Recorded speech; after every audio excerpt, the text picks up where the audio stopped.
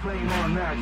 I'ma keep it going till there ain't none left. Going till there ain't none. Keep the flame on max. I'ma keep it going till there ain't none left. Going till there ain't none. Keep the flame on max. I'ma keep it going till there ain't none left. Going till there ain't none. Keep the flame on. Keep the flame on. Keep the flame on. Keep the flame on.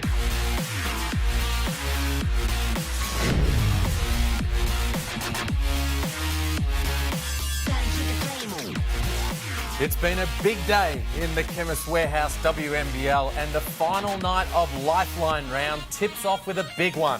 The Townsville Fire up against the two-time defending champs, the UC Capitals. Good evening, everybody. Alongside NBL champion Peter Hooley, Liam Santamaria on hand. And Pete, this should be a good one. It should be. This could be a little finals preview. I'm really excited to see what happens. And of course, here are our starting lineups, and there's a bit of a shake-up in the starters for the UC Caps, with Paul Goris, head coach, changing up the lineup that worked so well the other night in their win over Adelaide. So fascinated to see the reasoning behind that. And for the Fire, they are going to roll out as usual. Nicholson and Heel, that dynamic backcourt. McDermott is the graphic. I'm sure that'll be Mia Murray. Nadine Payne and Megan Mackay back in action, Pete, after an ankle niggle. Well, we know that the Townsville Fire want to bounce back, and it's going to be led by Nicholson and Heel, and against the Canberra Caps' energetic guards, it's sure to be a fiery matchup. Down the other end, it's Abby Cabillo being inserted into the starting lineup, is the late male that we have reinserted, I should say, in place of Talia Tupea.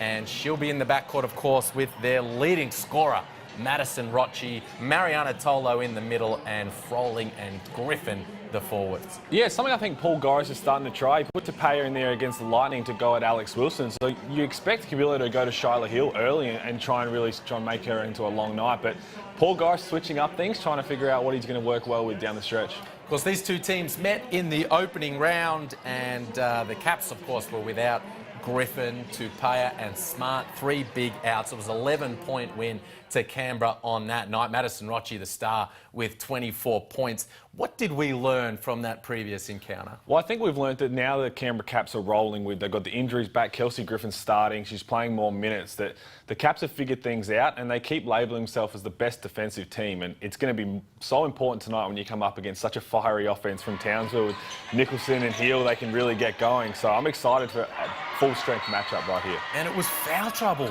for Townsville as well. Their bigs, Payne, Mackay and Okuso, all laboured with foul trouble through this one. They're going to need to make sure they handle the Canberra bigs without committing fouls. Well, that's what teams haven't done when they play Canberra. The physicality is just not there from the jump. And Canberra are always going to be physical on both ends. So you've got to come out and match that, if not exceed it, just so that you can play the same way throughout the whole game. Because if the Caps get away with their physicality, it's a long night for teams. Well, to get a little more insight into the mindset of each of these teams, we spoke to Michaela Roof for the Capitals and Kate Gaze for Townsville. And we started talking to Roof and asking her about the team's mentality heading into this one.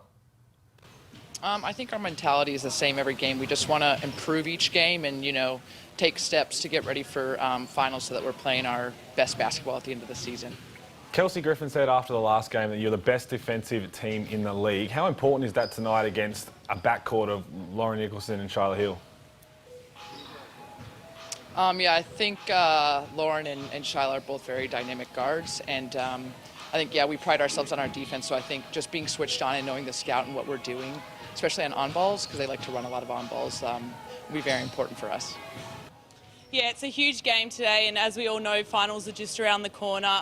We had a tough hit out against Perth a couple of days ago, so we're really looking to redeem ourselves and come out strong because we know that Canberra is so aggressive and physical. And we know how important their bigs are with Kelsey Griffin and Tolo. What kind of strategy are you going to use to really try and limit their outcome? Yeah, they're tough, and across the board, their guards and bigs, they're tough all over the court, but those two really set the tone for them with their experience and just how good they are out there. So we just got to bump them, be physical with them and try and get them out of their groove as much as possible. A couple of the key reserves for these teams giving us the insights. And Pete, let's talk about this Townsville team. They've lost 2 of their last 3.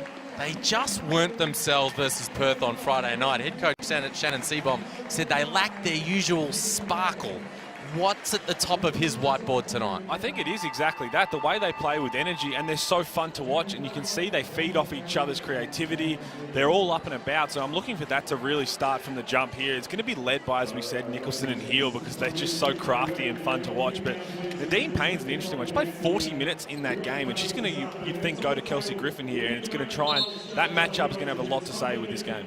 We could see from those shots that it is indeed Mia Murray out there, not Kelsey McDermott, the development player. And you have a look there at Abby Cabillo, back into the starting lineup for the Caps at point guard. What do you make of that? I think it is going to be to try and go at Shyla Hill. I think they're going to stay locked in, and their defensive energy from the guards. Maddie Rochi's another one, and then they can bring in Tapeo when they need a little bit more size. We're underway.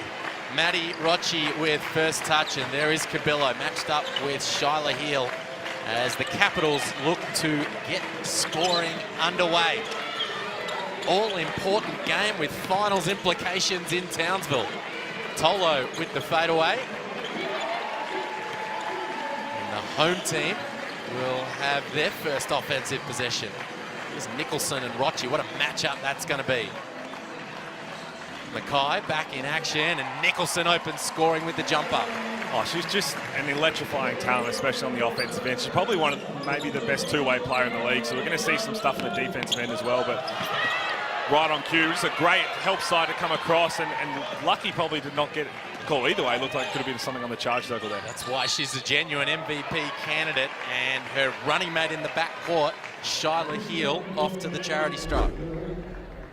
As we see her come across there and just put her body on the line, and probably looking for the charge, but looked like her feet were on the charge circle just a little bit. But as you said, her ability to shut down another guard and still put points on the board is why she is a leading MVP candidate, and she's going to have a task because Maddie Rochi's balling this year. She's flat out a superstar as well. So these two guard matchups are going to be so exciting. Heel cans two, and the Fire jump out to a 4-zip lead. Rochi pounded inside of Tolo. She likes this matchup with Mackay and can't finish. And Nadine Payne clears it for Townsville, and here comes Nicholson. She's in attack mode, Lauren Nicholson. Couldn't quite finish with the left. Cabillo finds Froling underneath, and she finishes at the cup. Good find from Cabillo underneath. Nicholson, you like seeing her in that aggressive mindset. Well, that's where she's so tough to guard, and even she know you can break her down. She can break down guys in the back court and the front court, and when she gets out and run, it's just really tough to stay in front of her. With the ball back to Canberra. Trying to tie it up or take the lead. Griffin off the back of the iron. Big game for Townsville. The shock loss to Perth the other night have Adelaide all of a sudden nipping at their heels. Here's Payne from downtown. That's off. Tolo takes it away. Heel. Nicholson gives it back to Heel. She started the play. Can't quite finish it. Heads up defensive play from Heel. Froling down low. Payne, great verticality. Froling wins it back.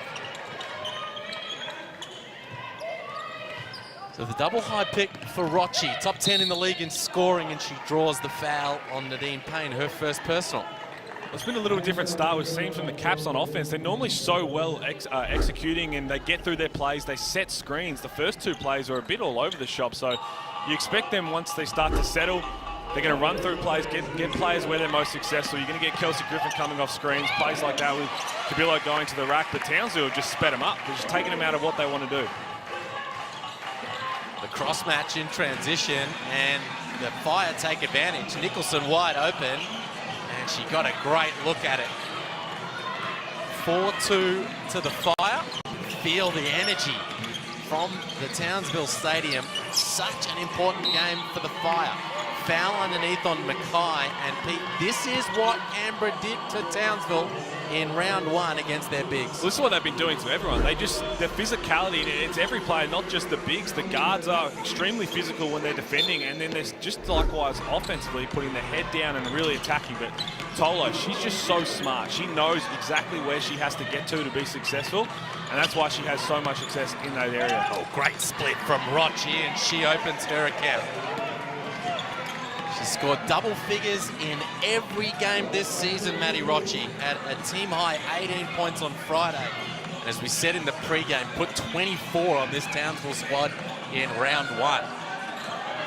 Shyla Heel looks off Mackay, attacks off the dribble and scores at the cup. Had a rough night on Friday, Heel, a foul-plagued 21 minutes. 11 points, that's a rough night for Heel this season. She's having such a blistering campaign, but oh wow, Tolo put Payne in the spin cycle.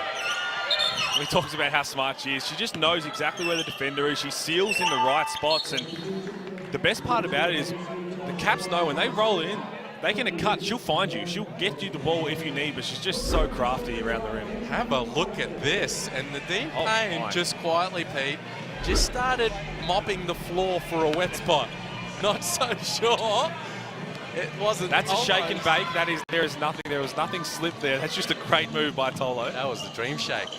No doubt about it. Here comes Townsville, all tied up in the early going up north. Oh, great split from Heel. Great kick to the corner too. Payne off the dribble, pull up, bucket.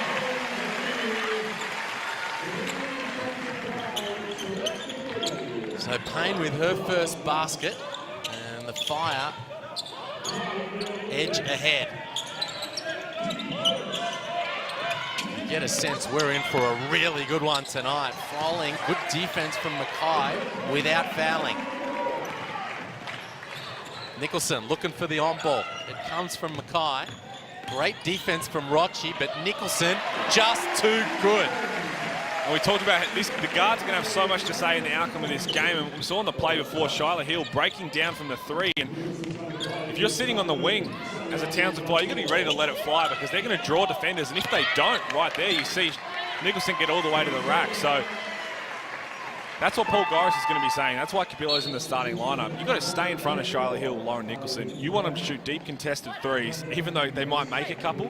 Because if they break you down, it's going to be a long night. They're going to find people or they're going to get to the rack. Courtney Woods into the game for Townsville. Well defended on that last possession, forcing the turnover. Nicholson wants it down low on Rochi. Turns back out the other way, and she's on the attack. Pull up, off the front of the rim. Griffin takes it away. Top 10 in the league in rebounding, Kelsey Griffin with 8 a game. Tolo in the block. Flips it to Tupaya, who's inserted, and instant impact off the bench. That's what you want to see, Paul Goris. Tupaya played really well the other night in a starting role, so for her to be back off the bench now is to bring that spark. But that comes back, as you can see, a nice little take there, the aggressiveness. That comes down to Tolo. Tolo gets the ball where she wants, and in a corner-to-corner pass, that's just really smart play, and that's why you've got to be ready when she gets the ball, because she will find you in the right spot. Top 10 in the league in field goal percentage, Talia Tupaya, and knocking the 3 ball down at plus 40% on the season, and comes in off the bench and cans it straight away. Some rotations for the Caps as Heel knocks down her 3rd free throw. Michaela Roof and Jade Melbourne both into the game for Paul Goris' side.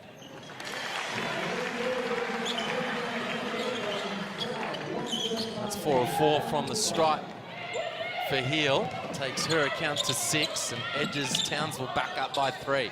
Midway through the opening quarter, we've got ourselves a good one.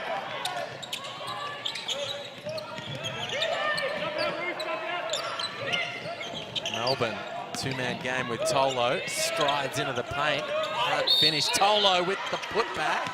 And that's Megan Mackay's 2nd personal. That's what the Caps did so well the other night, just getting extra shots, extra chances, and Melbourne a little bit under control. We've seen her make some of those this year. She's another exciting talent that we're keeping an eye out, but Tolo just letting her presence be known, bringing that physicality, and the Caps have just found that the role clarity of everyone knows what they have to do to be successful, and we've got Kelsey Griffin back in the starting lineup, and Tolo just does her thing. She sets the tone on both ends, she gets in the right spots, and it kind of lets the guards be a little freer with the way they want to play and their aggressiveness as well. So Mackay's out of the game with those two. Zatina Akuso inserted by Shannon Seabom. Had 11 and 8 against Perth the other night. Akuso, but lacked touch around the basket. Tolo, she's locked in early.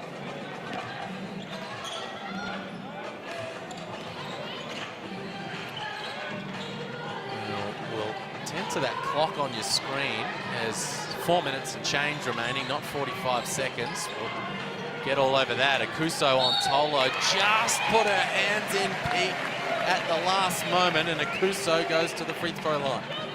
Well, we've seen her get plenty of blocks. The other night she was just blocking everything, and she had the position there, and she's got a little bit hungry to try and go after that ball. You just got to try and keep your feet down, keep your arms straight up, and make it a tough. If you live with a fadeaway left-hand hook, especially that deep from the basket, but Tolo, they know how important she is to the team, and you can bring in Ruth. You've got Kelsey Griffin, but Tolo's that one who's that presence inside, so they need to make sure she doesn't get any cheap fouls. Came in shooting 54% from the stripe, Akuso, and she leaves a pair on the line right there. 1 point game, tick under 4 minutes to play in the opening term. Melbourne wide open in the corner. It's off, but the Caps get it back through Ruth. Filled the box score when these two teams met in round one. Ruth. Tupaya from long range, it's off.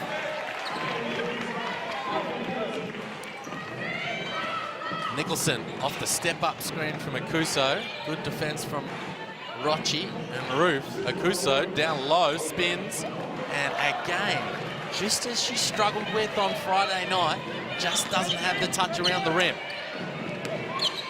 Tolo down the other end, finds Tupaya, lines it up. It's off. Ruth nearly had it. Heel is a problem right now under the boards. Well, there was a play before that when Nicholson and Rochi kind of collided trying to go for the ball, but Tolo, another smart decision there. But we talked about the physicality, and we're already starting to see it. Everyone's chasing the offensive rebounds. There's people boxing out. There's bodies hitting the ground. Those floor wipers working overtime so far. But you talked about Kuso. That was the first one against Tolo. Didn't really get to that position when she got it right there. Those are the ones you've got to reward yourself. You've done well. You've backed down.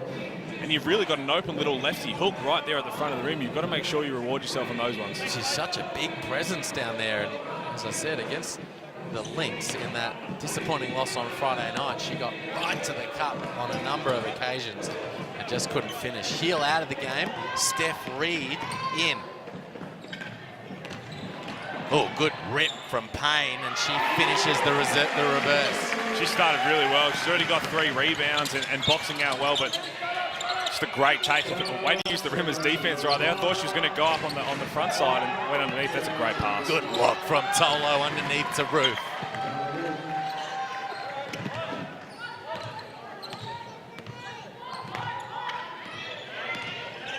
So Ruth's first basket and cuts the margin of 1. Townsville with the lead.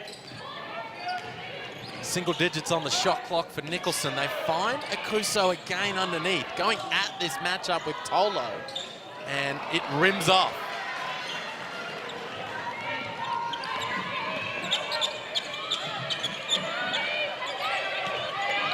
Melbourne looking to probe off the dribble. They want Tolo in the block. They kick it back out. Rochi from deep. Ruth, a handful on the offensive glass.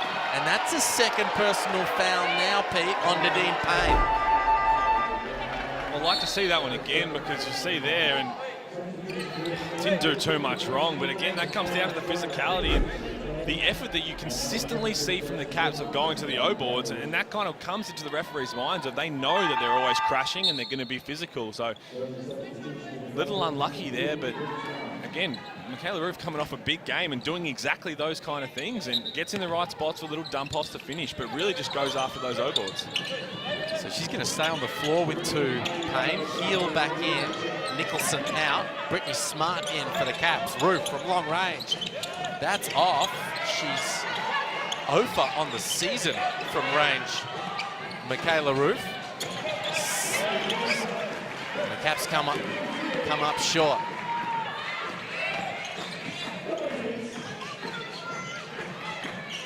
Long range attempt from Courtney Woods, front of the rim.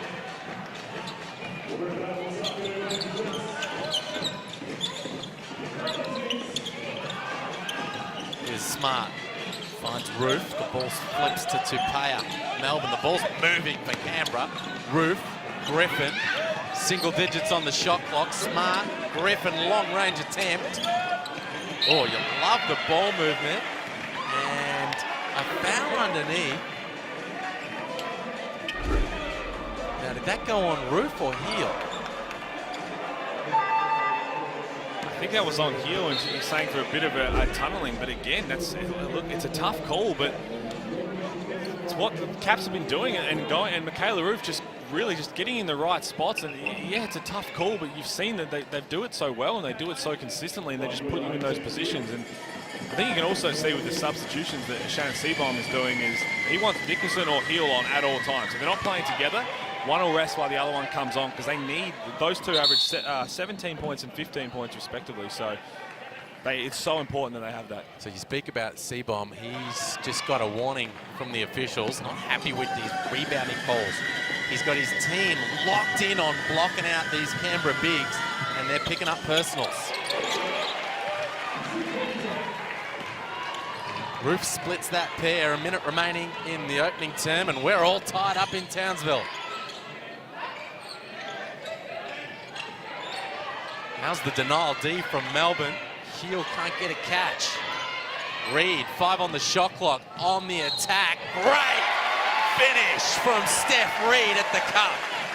That was just a really pretty take and a really strong finish up through the trees, and that's what they need. They need the spark off the bench to bring in that guard scoring that they know they'll get from the starters. That's just a really pretty finish. And that's what you've got to be as the point guard on the floor late in the shot clock, Pete. I remember Brian Gorgian telling me, look, if you're going to be 5'0", you can't just be a reversal guy out there. And Steph Reed had that mentality late in the clock, made a play, and put her team up 3. Smart lets it fly. Heel smartly lets it go out of bounds. So it's a +4 rebounding advantage for Canberra, +3 now with that team defensive rebound. And Michaela Roof has been a handful. She's going to head out for a rest now, but she's already picked up 5.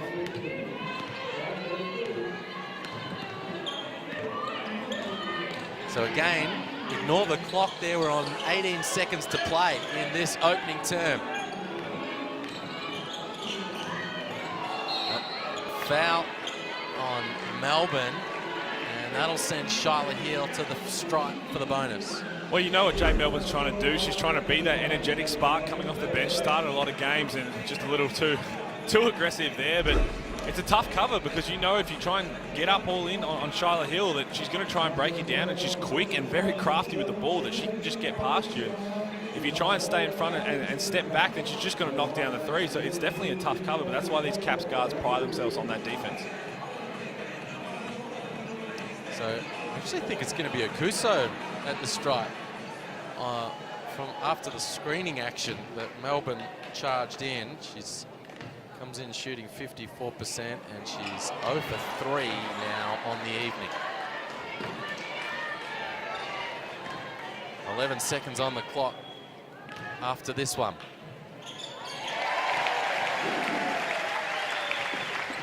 Final possession of the opening term in Townsville. 2 players in no rush. 5 seconds on the clock. Floater off the rim, put back from Griffin. And we've got ourselves a wedgie. To finish the opening term in Townsville, it's been a tight one. The ball is stuck on the rim. And Pete, it's a 4-point edge to Townsville, and we've enjoyed every single moment of that opening term. Well, the Canberra Capitals keep saying they're the best defensive team in the league, but I really like the defense we've seen from the Fire. They're all moving together, and they've had a couple of unlucky calls not go their way, but they've held the Caps to 23% from the floor, and the Caps have taken 8 more field goals than the Fire, which is just huge. And for Fire to be up by 4, and their defense, they've got to hang their hat on because we know what we're going to get from them offensively. The other night was very uncharacteristic, and you knew that they'd bounce back, but I really like what I've seen defensively. 1 for 9 from 3, the Caps in that opening term, and I felt like a lot of them were really good looks. A couple from Griffin and a couple from Smart that didn't go down, and also Rochi. So did they get out of jail free there a little bit, Townsville? I think so, and we said Tolo's making great decisions down there in the post, but a couple of those have been sped up with the ball flying around. You see the Townsville Fire really just trying to find who's the open one, where are we running to, but you wouldn't expect them to go 1 of 9 every quarter.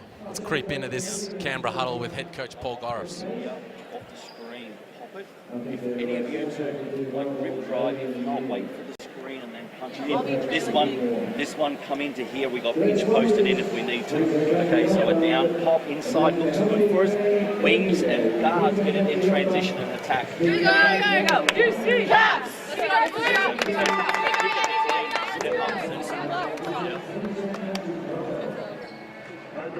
So it's Charlotte Hill leading all scorers with 6. Nicholson and Payne each have 4 in support for Townsville.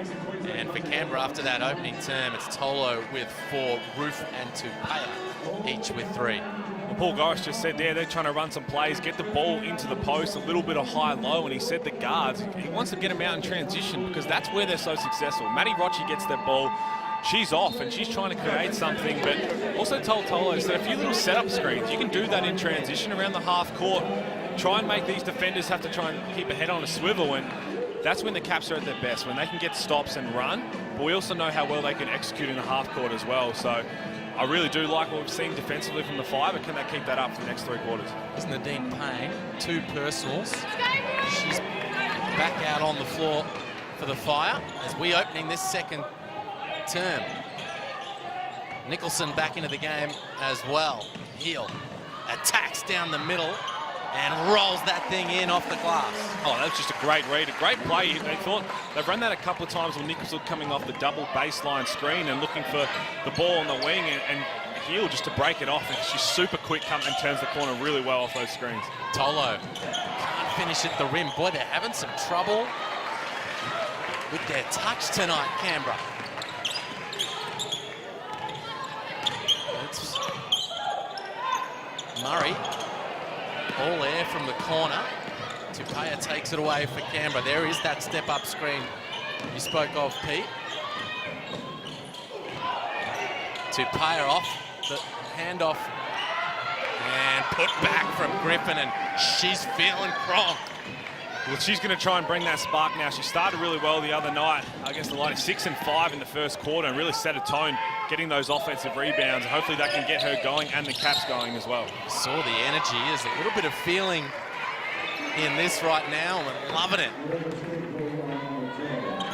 Offensive foul called on Townsville. Nadine Payne picks that one up, Pete, and that's now 3 on Payne, with Mackay having 2. Well, that's going to really hurt you because she played 40 minutes the other night, but her rebounding presence is what's going to be super important for the Fire, especially when the Caps are shooting this poorly, to limit them to 1 shot and really try and build a lead. So this is what happened in round 1. I mentioned in the pregame, Mackay, Akuso and Payne all got in foul trouble. Hasn't happened with Akuso tonight, and that's a 3-ball hit from Rochi in the corner. A little bit of miscommunication there on the Fire defenders, leaving Maddie Rochi wide open, and she's one that if she starts feeling it, then she can put up points and put them up quickly. Takes her tally to 5, cuts the margin to 1, and yet another whistle. It's a physical one. The officials trying to stay on top of it right now. Here's that look. Great skip pass from Tupaya.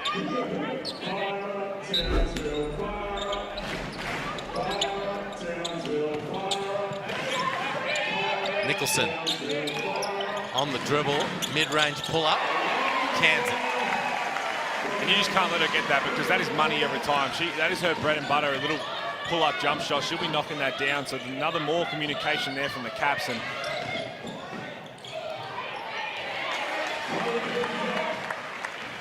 Townsville with the stop. Here comes Heel, guarded by Froling on the cross match here. Switch comes from Griffin, a little too aggressive. you can see what the Caps are trying to do. They're going after Lauren Nicholson and Charlotte Hill. They know how potent they can be scoring, and they're trying to really make the nights tough for them, and they've tried to off the ball as well, and they're getting some foul calls and really trying to frustrate them. But it's a compliment on one side because you know how good they are, but you can't, because when they get to the line, they're going to knock them down as well. Playoff type atmosphere in Townsville against two top 4 teams going at it. Nicholson, back-to-back buckets for the Fire.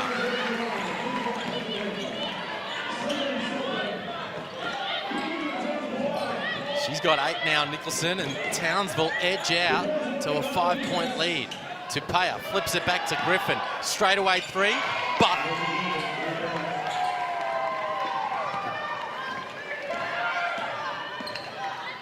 they were trading blows early in this second quarter. High-low for the Fire. Great pass from Mackay, finds Nicholson, and she is feeling it. 7 quick points for Lauren Nicholson as she injects Townsville up to a 5-point lead. This is what we were expecting from this matchup, and now the Canberra's hit a couple threes. The Fire got rolling, and geez, it's fun to watch when they're both shooting like that. Griffin, rolling hook is off. Akuso juggles the board, and here comes Nicholson. Who can stop her? She finds Mackay. Tupeya with the quick hands underneath. Nicholson all over the rock. She's sticking jumpers, draining triples, taking charges, and she's the first on the floor when the ball is loose, Pete. We know how good her stats are, and that's why she's in the MVP race, but you look at everything else she does as well. As you said, her defense is tremendous. She knows how to come across, help players out. But she's a leader on the floor with what she does. She leads by example, and the Townsville Fire just seem to follow as she goes. So there's a reason why she's an MVP candidate. And they need both her and Heel to be big tonight in what is an all-important game for Townsville. C-Bomb said they're all must-wins. Oh, boy! Shyla Heel with the step back. And there's nothing you can do. Maddie Roche, you can see she was trying to get all up and in hands, know how dangerous she is off the dribble, and that's just such a tough bucket. How much is Heel loving this matchup with Roche? Roche right back at her. Heel with the quick hands. Turnover. Frustration on the face of Maddie Roche, the leading scorer for Canberra. The two exciting young point guards going head-to-head.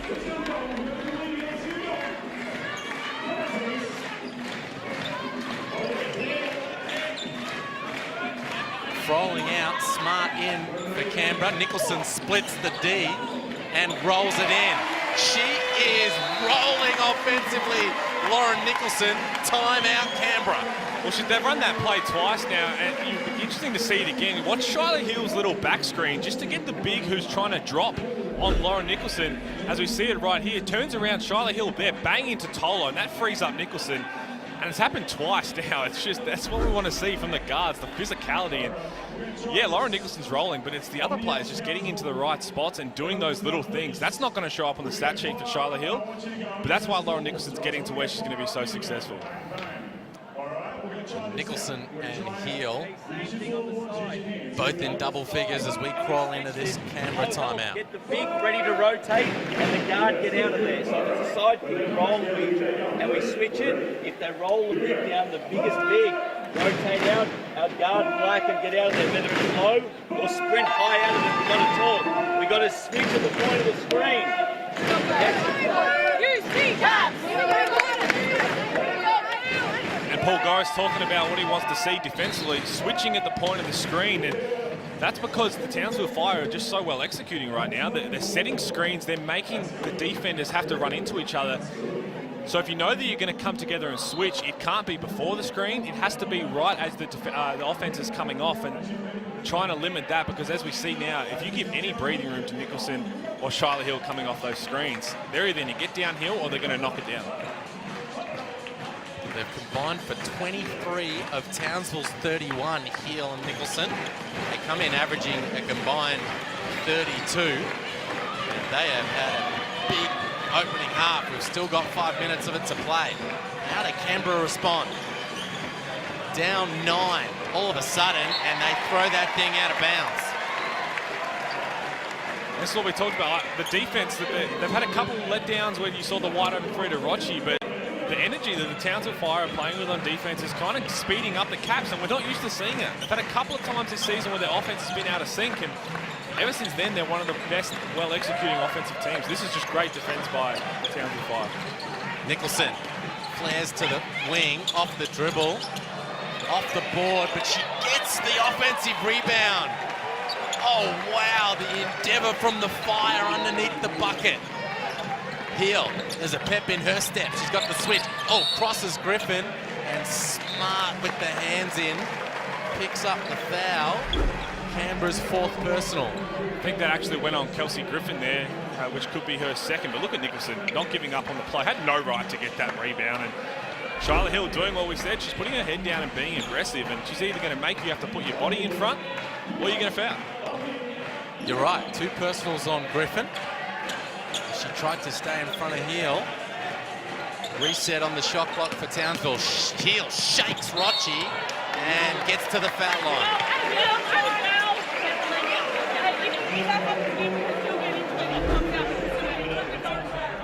What a fun matchup this is to watch. Rochi and Heel in the backcourt, and right now Heel well and truly has the better of it. Oh, she does. Just as we said, her aggressiveness downhill, but that's what Paul Goris is talking about. You can't just rely, you can't just say Maddie Rochi, Cabillo, Tapea, Brinley Smart is just stop her one-on-one. You're going to get beat because she's just crafty, and same with Nicholson. You've got to have that help side defense, and that was Kelsey Griffin right there. She was too locked into her own man. You've got to come across and try and show a body. As you see there, they've just sped everything up, and just Canberra Capital are out of whack right now. They are rattled. The 2-time defending champs. Offensive foul underneath on Mackay. Tolo draws it. That's her 3rd personal.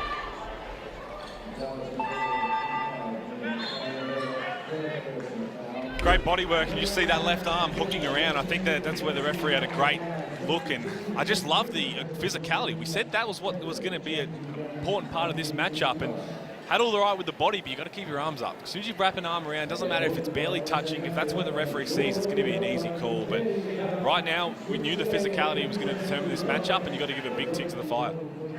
We talk about this matchup, Pete. Heel versus Rochi. 22 years of age, Rochi. 19 Heel.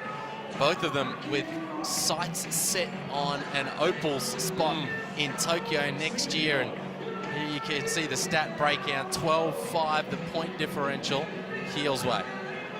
You don't think there's a little bit in that? They know exactly what this is all about, this matchup, and I would love to see one of these young guards as that backup spot to try and grow into eventually having a massive part of this Opals team. So they know what it is, and Maddie Rochi has been really dominant this year, but now she's coming up in a game that Charlotte Hill's coming off a bit of a quieter game, and they play very similar in the way they're aggressive and their energy they bring. But right now, Charlotte Hill's got the upper hand, and can Maddie Rochi come and match it? And as I said, it's not just up to both of them to shut each other down one-on-one. They've got to have the help behind them, because Charlotte Hill's rolling right now. You can't expect Maddie to just completely shut her up. So who else can help her out?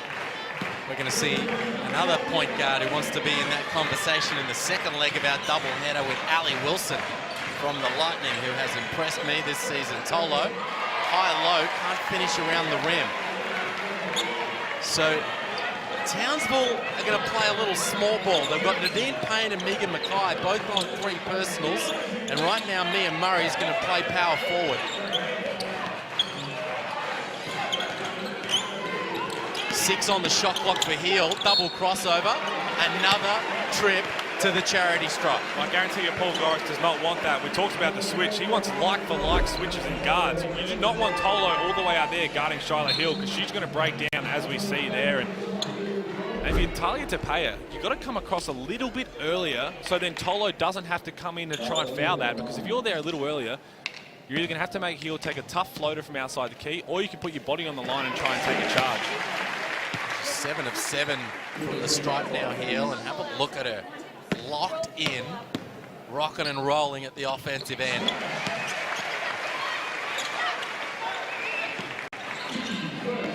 She's now the game-leading scorer, Shyla Heel, with 14.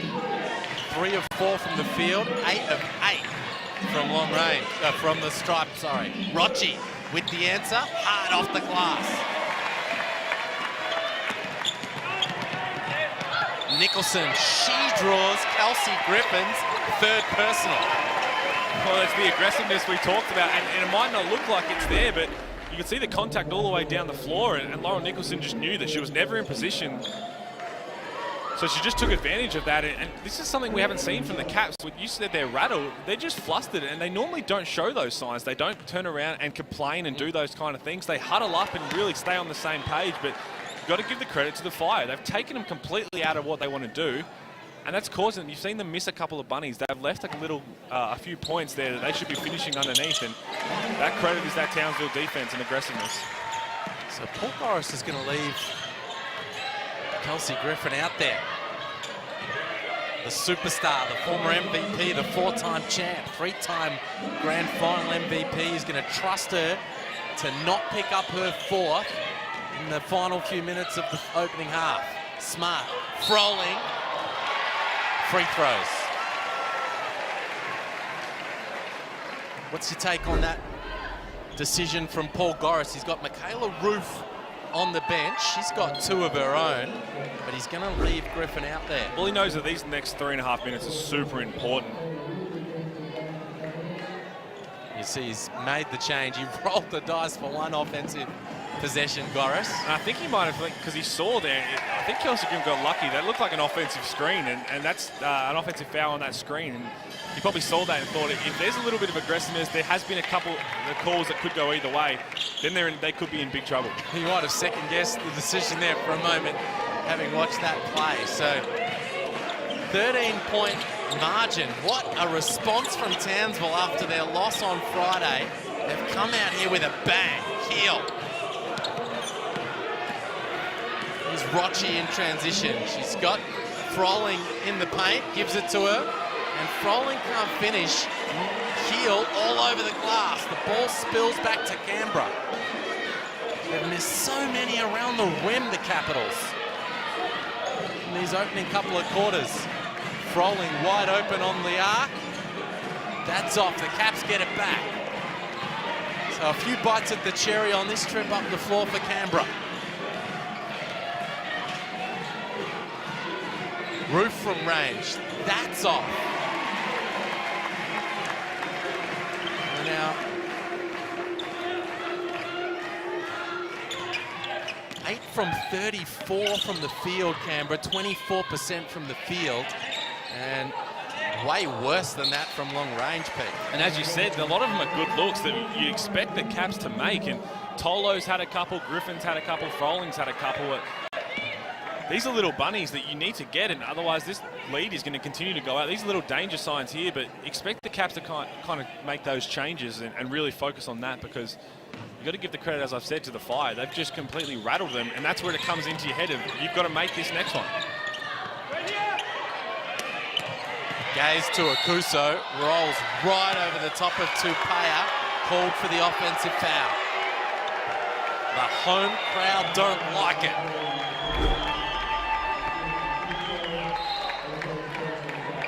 It's one of those tough calls which could go either way. You're normally taught to try and wear that first bump. She got away with something there, and you try and wear that first one and then go down on the second one if there's going to be that contact. But to pay us, someone's trying to bring some energy. Someone's trying to bring something to spark this defense that we normally see from the Caps. And right now, that Shyla Hill and Lauren Nicholson are getting whatever they want, wherever they want, and the Fire as a whole are just running with it.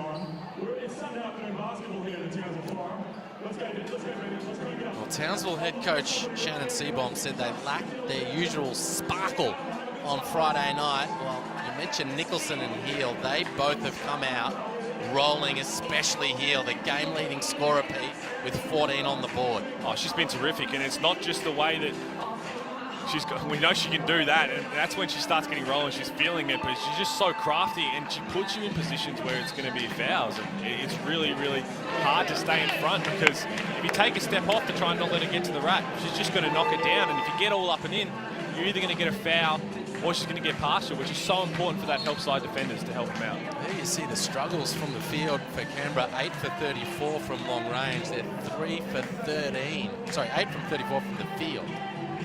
3 from 13 from range, and they're not really getting to the charity stripe. Townsville not much better at all from outside. 1 for 9, but 52% overall. 68% from inside the arc, and 11 from 15 from the stripe. Rochi needs to get something going. That's off. Smart tracks it down. There's a sense of calm around the Caps whenever Tupaia has the ball. Roof, high-low, off the rim. They're trying to take advantage of the mismatch with Froling, but they turn it over instead. Horns action for Townsville. Nicholson on the flare. Gaze in the corner. Canberra dodge a bullet. There's a 44% three-point shooter, Kate Gaze. Smart. Tupaia. Pick comes from Roof. Jumper. That's off. Boy, they're getting all kinds of irons. Smart, indecisive, but scores it nonetheless. There's 12 offensive rebounds now for the Caps, and that's the first one they've really been able to take advantage of. They haven't. They're getting enough shots up, but they're just not knocking them down. So that'll be a welcoming sight. But if you're Shannon Seaborn, you're not happy with that. 12 offensive rebounds and a half is just too many. Giving up 12 offensive rebound and grabbed 16 defensive of their own. Oh, Nicholson into the passing lane, has Smart to beat, and gets herself to the foul line, turning defense into offense. Lauren Nicholson. We haven't seen this from the Caps offense for some time. They are normally so well executed. They get through plays and they get the ball exactly where the play's designed. And right now they're trying to break people down off the dribble. They're trying to do things that they don't normally do. And you can see it. It's because of the defensive energy from Townsville. And it's not just the guards. The bigs, their defense, they're all helping each other out and they're trying to be physical down there. And right now it's paying off dividends.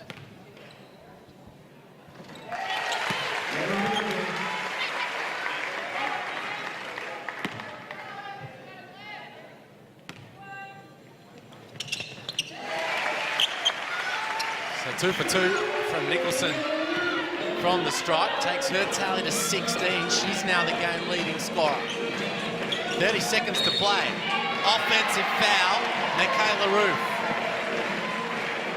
And that's that defensive energy. When you can start with that kind of pressure, the referees know that's how you're playing the game. It's not just a switch that you flicked on. And it causes the Caps big to try and move because you want to try and set that screen extra. And you see there, I think it was on Brittany Smart coming across. Right. And definitely on Smart as she picks up her second personal, Pete. Timeout, 27 to play, 27 seconds to play in this opening half. Both teams in the bonus. Well, the Caps are lucky that this probably doesn't look even uglier than it does right now because, as we said, they're shooting 24% from the field. And there's the foul trouble for the Caps, which is going to be huge in this second half. We know how important those guard matchups are. Maddie Rochi's got 2, Brittany Smart's got 2 now. Cabillo's got to come in, and who's going to step up and try and take one of these assignments on and try and quieten down Shyla Hill and Lauren Nicholson? Because as we said, and that's how the Townsville Fire play. Those two leading, that's how the Townsville Fire are going to go. When they're playing well, the team's going to play well. So someone's going to try and quiet at least one of them down. Otherwise, it could be a long night.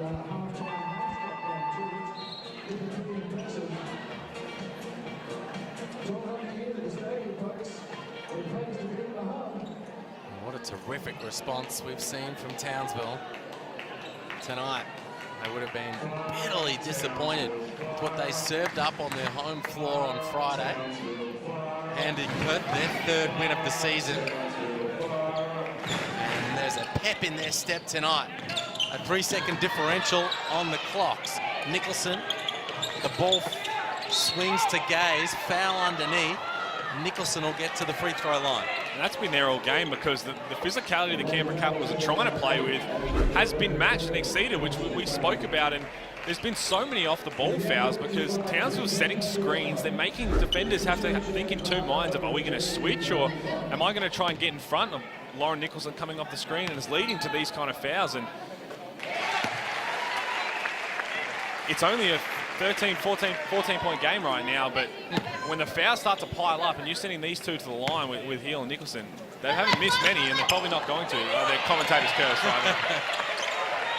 Well, Townsville will get it back. So now only a 2-second differential. 4 on the shot clock. Mia Murray with the step back. That's off. Oh my goodness! Shooters bounce for Mia Murray, and the Townsville Fire put a lid on an outstanding first half. It's Townsville 42 leading the two-time defending champs, the UC Capitals 25. Well, it deserved to go down because it was just great offense. The ball went side to side, and you end up finding Mia Murray right over there. Didn't really take a shot back. I don't know where Michaela Roof was going, and deserves to go in because that's how they've been playing. They have really just taken it to the Caps from the jump. And in a season like this, if you catch one of these teams that people think that there's a couple of teams that are going to win this, you catch one team on the wrong night, anything can happen, and Townsville's proving that right now. It was a 21-11 second term for Townsville. They led by 4 at quarter time, Pete, and they now take, actually, you know what? It was a 24-11. Excuse me, my stats taking a moment to update. They now take a 17-point advantage into the half. Oh, it's terrific. I think Shannon Seaborn, the only thing he's going to say is 12 offensive rebounds for the Caps is too many. They've got to limit that because if they start to capitalise on those and make those bunnies, they can claw this lead back. But he's got to give big ticks to physicality and their aggression on both ends, and he'll be really happy with that first half.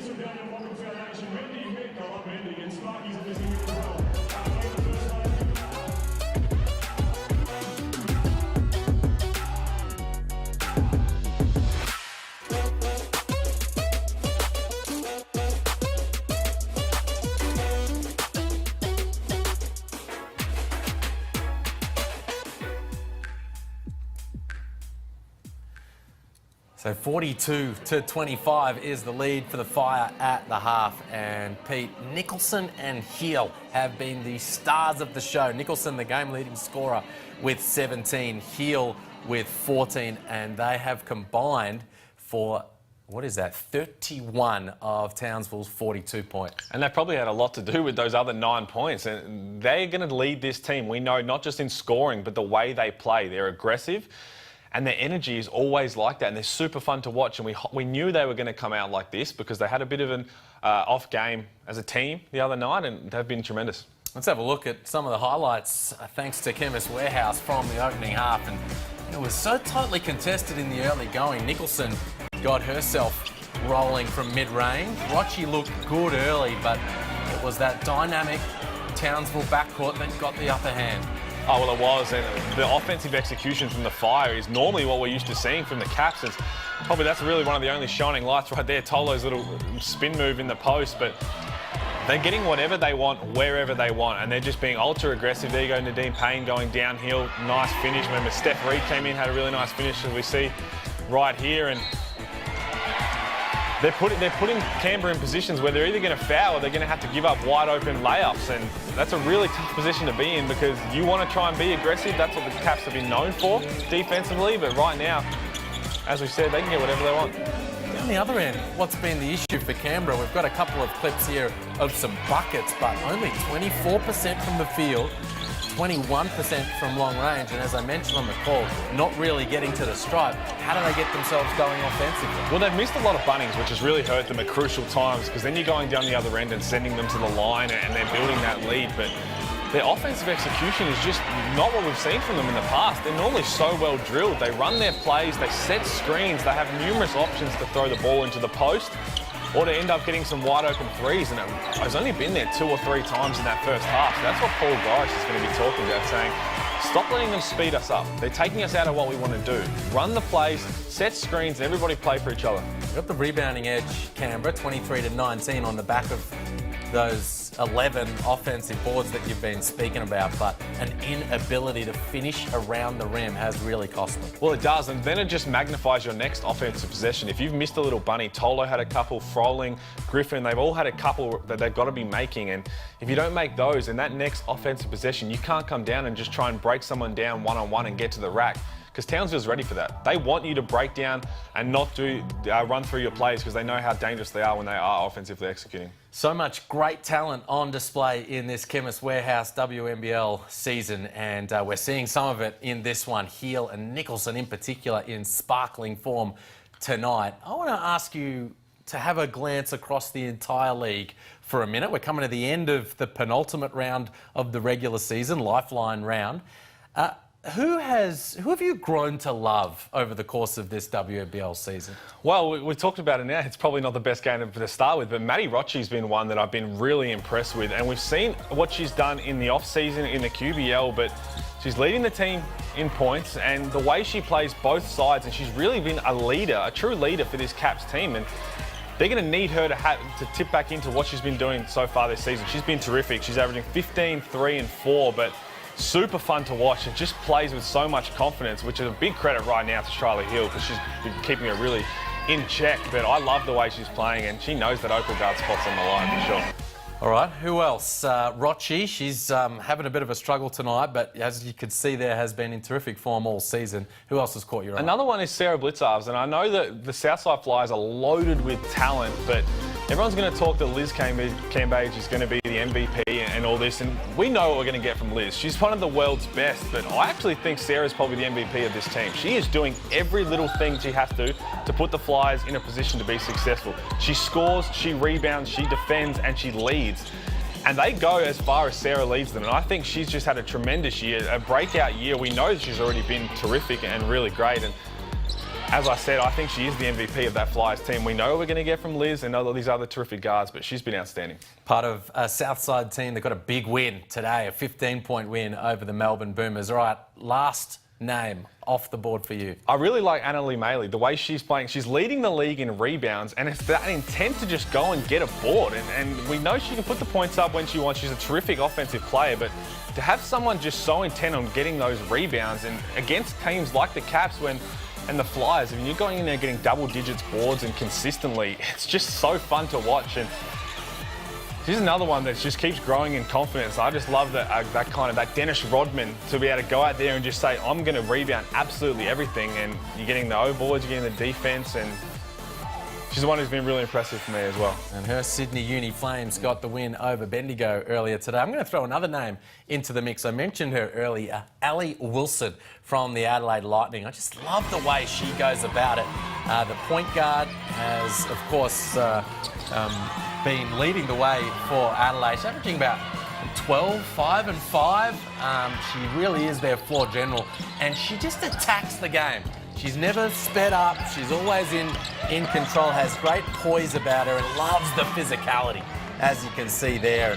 She's shooting about 40% from the field, about 35% from three, and I think maybe 75% from the free throw line. Just solid, night in, night out for the Lightning. And alongside Steph Talbot, she's been really good. Oh, she's another one that you can't get all up and in, because she's just going to break you down off the dribble. And as you said, super physical. And if you take a step off, she can knock that down very consistently and fill them up from three. So I like that one. She's an exciting player. Let's have a look at the ladder, because this doubleheader tonight to end this Super Sunday of Chemist Warehouse WNBL and put a cap on Lightning round has some serious playoff implications. This is the live ladder. So Canberra come into this game 8-2, but trailing Townsville right now. We've got them at 8-3. This will take Townsville, if they keep the lead here and win, to 7-4 and really put a big gap on the Lightning. Well, it does that, and it also puts them in contention for that second spot. We know how crucial finishing top two is with that second chance, and we talk about it in a season like this, in a shortened hub season. If you catch one of these teams on a bad night, then they can gain this momentum and roll, and that's what Townsville can do.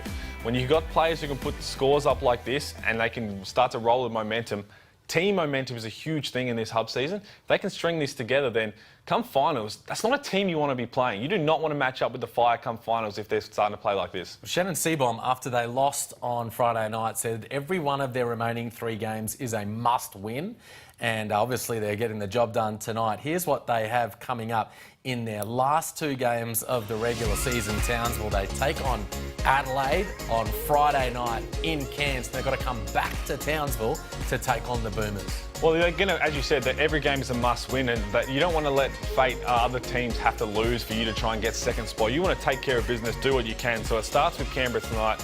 Then you come up against the Lightning, who are trying to find their groove, and they're trying to make a run. It's going to be tough to try and get to that 4, but they can still try and make a run if Townsville slip up, which doesn't look likely so far. But that game against the Boomers could have a lot to do with how that finals layout's going to look. On the flip side, the Capitals, here's what they've got to look forward to.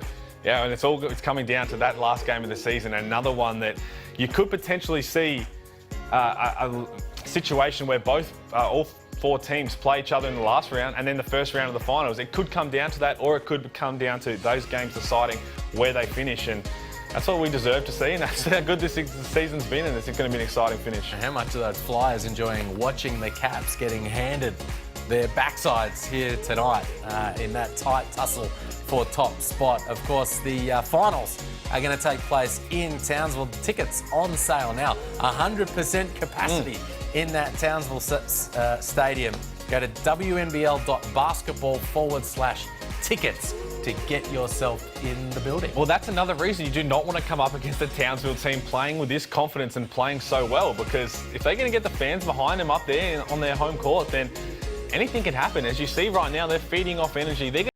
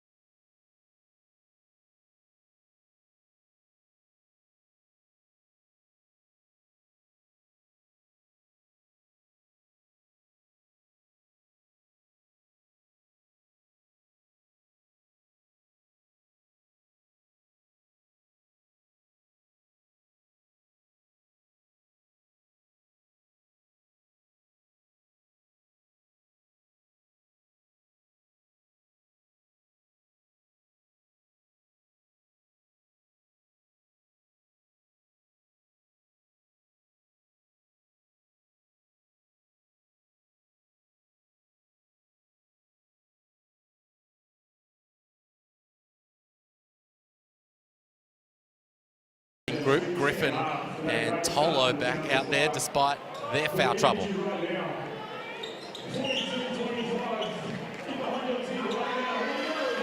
Almost every member of that lineup for the Caps has some foul considerations. Cabillo's got 3, Griffin's got 3. We're underway in the third quarter. Canberra want to go right at Tolo. They're going at Mackay, who's got 3 fouls. The ball skips to Rochi. She's feeling good.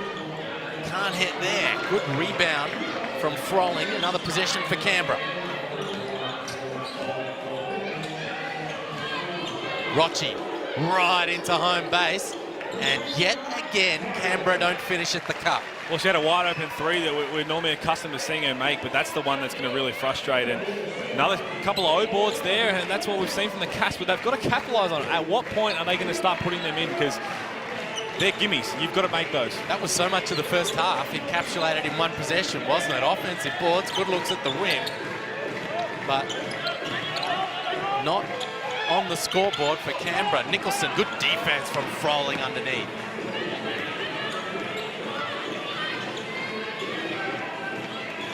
There's Rochi, guarded by Heel. The pick comes from Griffin. Rochi to the cup again can't finish, ends up on the floor. Canberra get it back.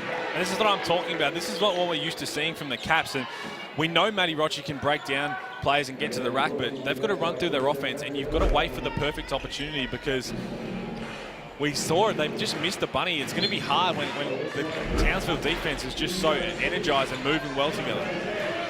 It's 2 for 8 from the field now, Rochi. Griffin, floater, it's no good. Heel with the defensive board. Cabillo has the job on Heel right here. Pick from Mackay. Froling sits back. 10 on the shot clock now for Townsville. Step back coming from Heel, you'd think. No, attacks, running hooks, no good. Mackay helps Payne get it back. Nicholson from long range. And there's the difference right there. Offensive rebound. One team's managed to do some damage, and the other one isn't. And I like the way Keely Frolling's come out. She's got an O-board and some good defensive plays, but someone's going to help her get that rebound. And there we go again. And she's got 20 now. Lauren Nicholson. Rochi. She really needed that. The answer from downtown.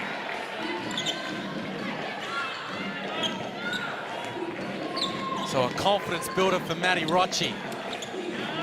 As the Capitals just really try to stay in touch. This is the first of your Sunday night doubleheader. The end of a Super Sunday of Chemist Warehouse WNBL action. Abby Cabillo just picked up her fourth personal. I was just about to say, they look like pretty good defense. You see here fighting over the screen, getting back in front.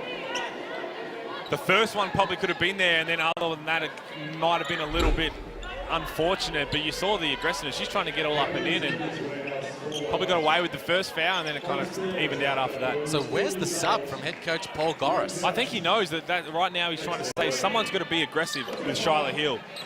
And you saw it on Cabillo, and yeah, she's going to have one more, but I think you can trust that he's got a bench that can come in if she does pick up another one. Natalia Tapia would be, and there's the foul. That's what they didn't want. Canberra. Cabillo fouled out of the game.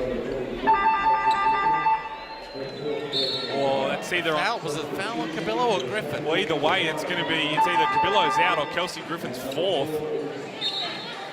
That's just really great awareness from Shyla Hill. Knows Cabillo's got 4 and she's going to be in there to be aggressive. And it's Kelsey Griffin, that's 4. That arguably hurts you a lot more. So a lot to unpack there. Yeah, we jumped the gun on Cabillo. But Griffin picked up her 4th. And now Paul Goris has taken both of them out of the game. Cabillo and Griffin both on 4. Meanwhile, Hill cashes in from the strike. Hasn't missed from the foul line tonight. Hill, 10 of 10. She's got 16. Tupaya, instant impact off the bench. Can't hit it. Here's Hill in transition. She's got Nicholson on the weak side. Rochi read it like a cheap novel. Pull up. Off the back of the rim. Nicholson takes it away. Heads up play from Nicholson just to take the sting out of the possession there. Let Townsville set something up. Rochi has a pep in her step, knocks it away from Murray. 7 on the shot clock. Nicholson isoed with Tolo, step back, but Lauren Nicholson is in her bag. And as soon as she gets to that spot, if she's going to rise up for a jump shot, you don't block it, it's probably going to go in. She loves that. That is her bread and butter, especially when she's already rolling, as we've seen in the first half. 22 for Nicholson, coming off a 28-point game on Friday night. Tolo finds, was it Tupaya? And the Caps score at the hoop. 19-point margin. 4 minutes into the third quarter, foul on Tolo. Megan Mackay to the free throw line. It's a great take, and Tolo again, we know how well she can block and come across, but just gets a lot of arm in there, and that's her 3rd as well, which is going to be tough because you got to leave her in. If she picks up a 4th, then all of a sudden it's going to be really tough because they're so important without Kelsey Griffin, who's already got 4. But I like what I saw from Jade Melbourne just then, just all up and in Shyla Hill, trying to be physical and aggressive and try and pick up where Cabillo had kind of started but got that 4th foul.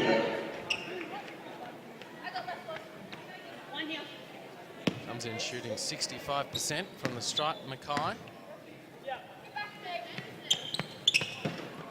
Splits that pair. It's a 20-point ball game.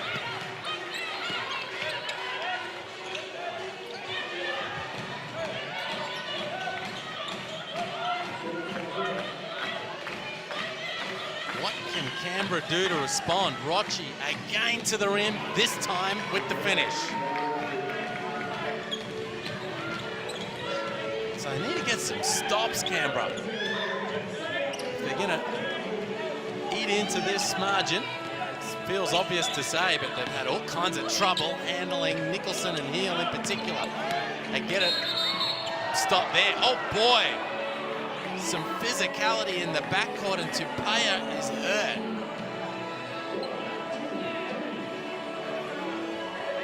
So Nicholson and Tupaya got tangled up. It looked like Tupaya was coming down on Nicholson on the floor, but she's come up worse for wear. It was a really good defensive possession. Started with Jade Melbourne, as I said, and then Tupaya right there. And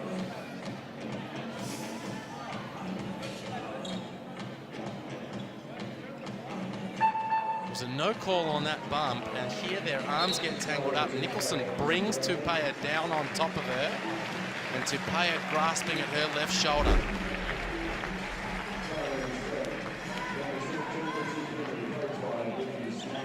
You hate to see it. we really hope it's nothing serious and something that they get the ice on her straight away. Because she got the starting role against the Lightning a couple of nights ago, and she was terrific and starting to find her groove as well. Top 5 in the league in assists.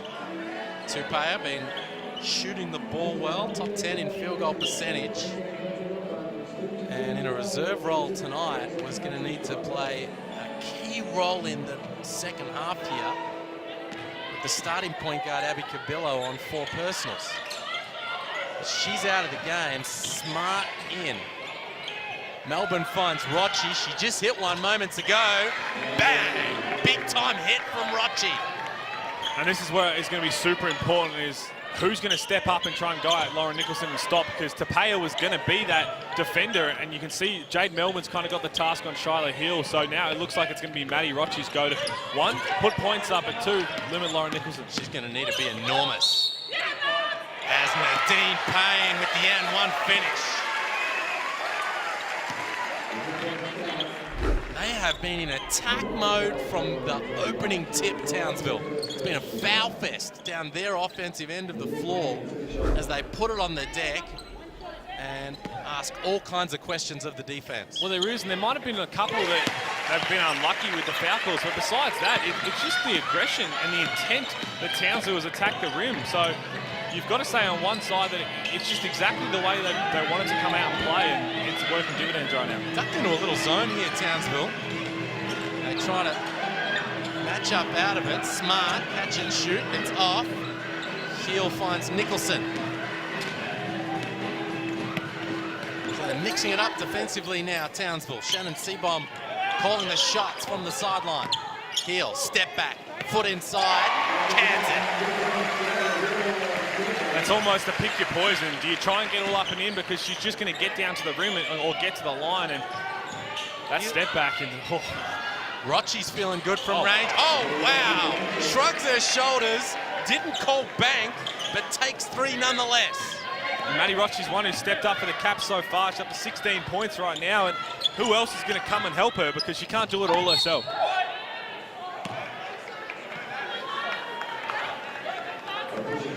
So Rochi and Heel trading buckets. Heel has 18 now, Nicholson 22. That dynamic Townsville backcourt, Pete, combining for 40 thus far of Townsville's 55. Well, that's what we were going to expect to see. We knew Shiloh Hill had a quiet game the other night, and she bounced back well. Lauren Nicholson probably doesn't really ever have a quiet game, so we know what we're going to get from her. And they've really just taken it to the Caps guards, and this is the first time we've seen Maddie Rochi be able to step up, have some success, because they needed to see that from the start, but she's not going to be able to do it on her own. Kelsey Griffin's got 4 fouls. Who else can step up and try and help the scoring load?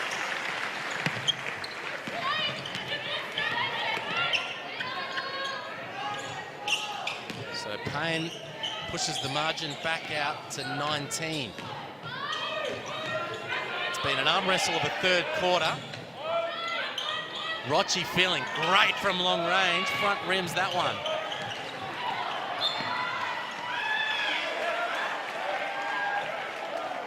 So 3.5 minutes remaining in this third term. Paul Goris, the Canberra coach, has a couple of stars on his bench. Tolo and Griffin. Griffin spent most of this quarter on the pine, Pete, with 4 personals.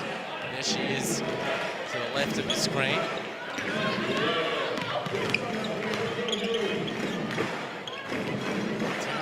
to bounce back after a bad loss to Perth on Friday.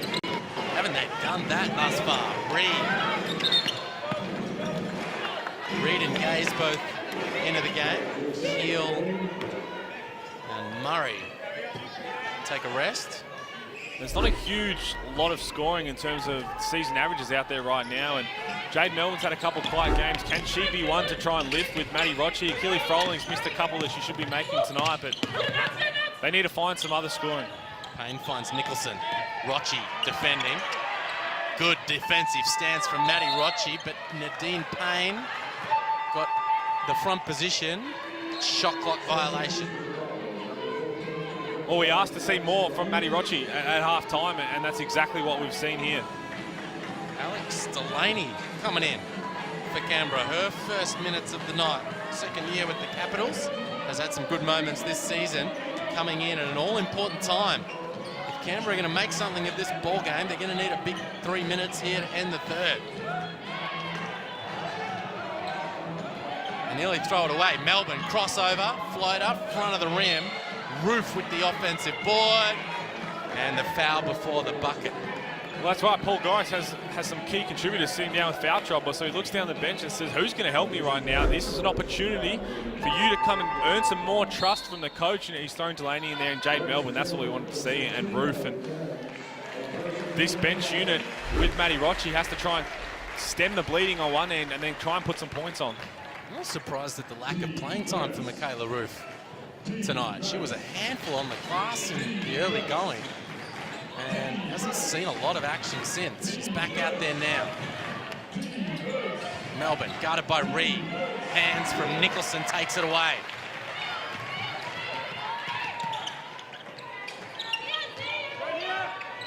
Has to be the lead candidate for Defensive Player of the Year.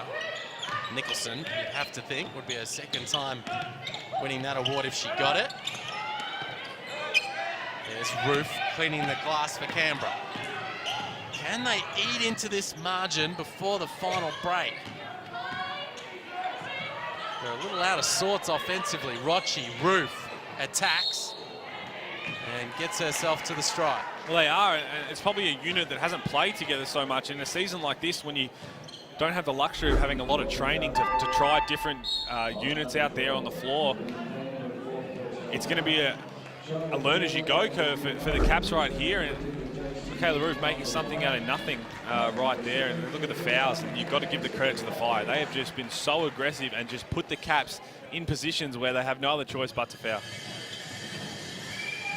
Roof, a 61% free throw shooter on the season.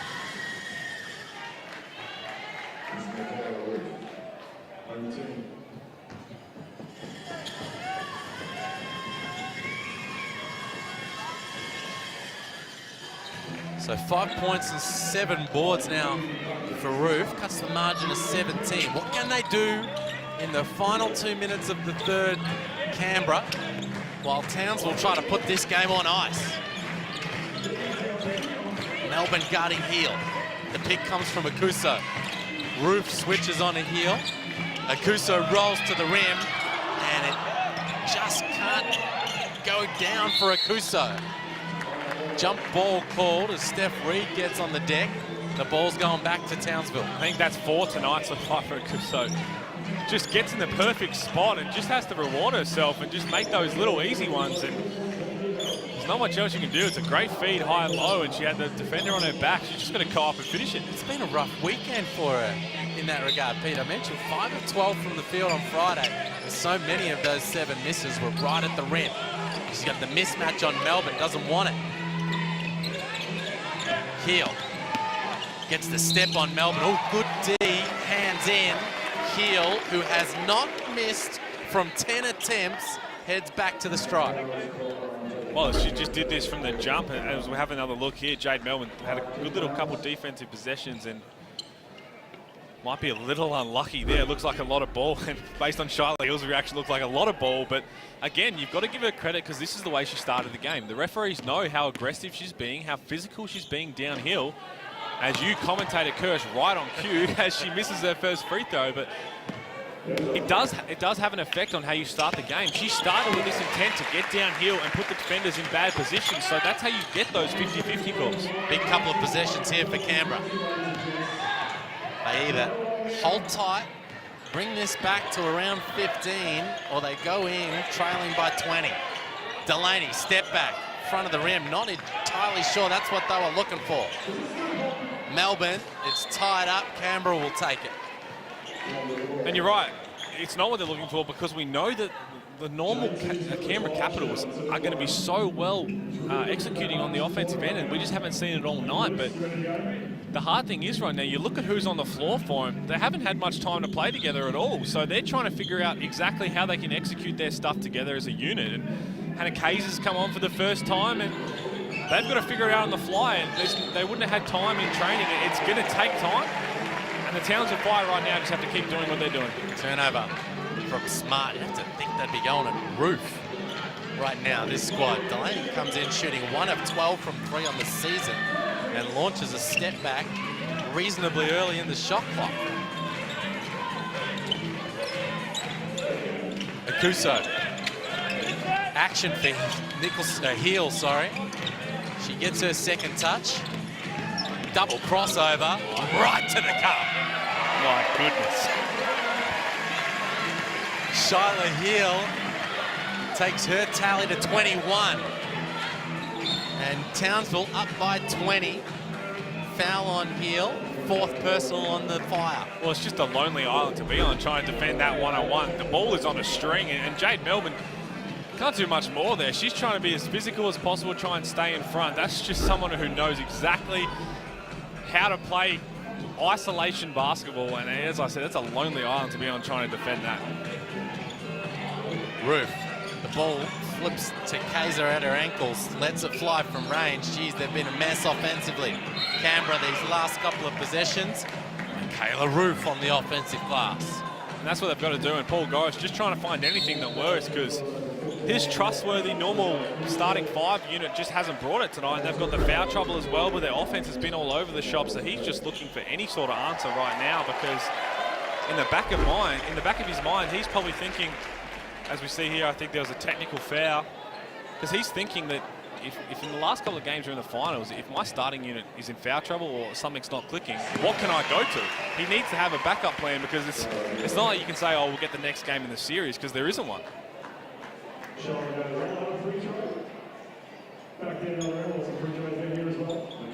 So we await word on where that tee came from. You don't want to be giving that up at this point in the game. Heel cashes in down the other end. And I wouldn't be surprised if it was Paul Gorris just trying to do something. And you see coaches do that a lot when things aren't going their way on the floor. Just do something that gives a spark onto your team and try and get them to find something they haven't shown so far. But it can also work on the other effect, where it could just keep going downhill. So Roof knocks down that pair. You might as well switch the shot clock off, because the differential's less than a second. They've got pretty much all the clock to work with, Townsville. Same action for Heel. She flips it to the weak side. Murray off the rim. Canberra claim it. And looks like the foul call there on Kate Gaze will send Canberra to the free throw line. You've got to give a lot of credit to just the Townsville system as a whole, their offense. And Jade Melbourne really trying not to let Shyla Hill catch the ball again, but the way they set screens and then run her off a couple of down screens and just get the ball in her hands. Something good happens when the ball is in Heel or Nicholson's hands. And if you Kate Gaze, Mia Murray, these other players on the floor, you're just going to have your feet set, ready to knock it down, because they'll find you in the right spot. Because otherwise, they'll get whatever they want offensively.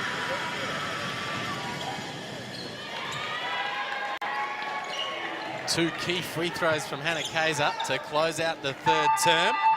Good job by her to come in and stick those, as the Capitals do manage to just cut into it a little bit at 3/4 time. It's a 17-point advantage to Townsville after 3. 61 to the Fire.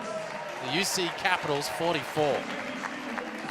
Well, it's Paul Gorris right now. He's looking for an answer, and it's going to be hard to try and get that answer from your superstars. Kelsey Griffin's got 4 fouls. Tolo's only 1 of 6. She struggled. She's got 3 fouls. Maddie Roches really took a big step in that third quarter, but you look at the rest of the scoring. Michaela Roof's got 7. Roches got 16, and you got a couple on 5. The scoring just hasn't been there because their offense hasn't been there. There we go. Little code switch here. So there's the great one. Lauren Jackson.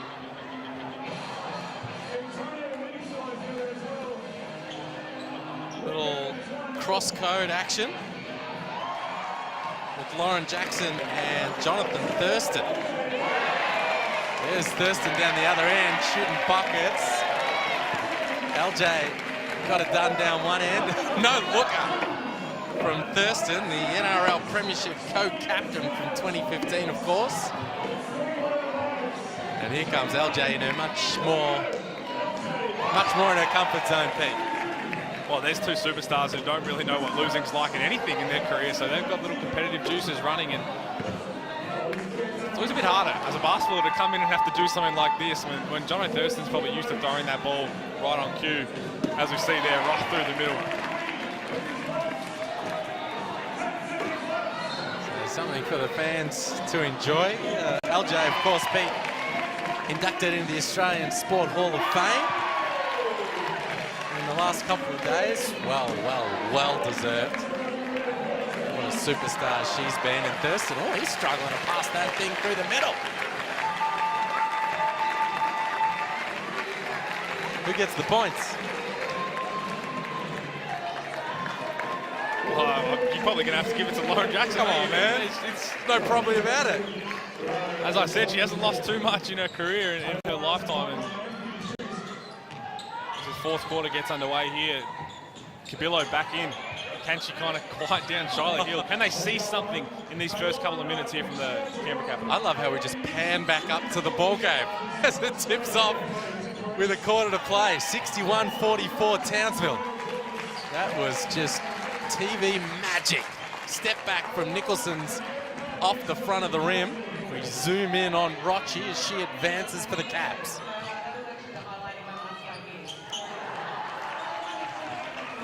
Griffin. That was a little too easy as Payne protects her 5th personal. Griffin to the cup.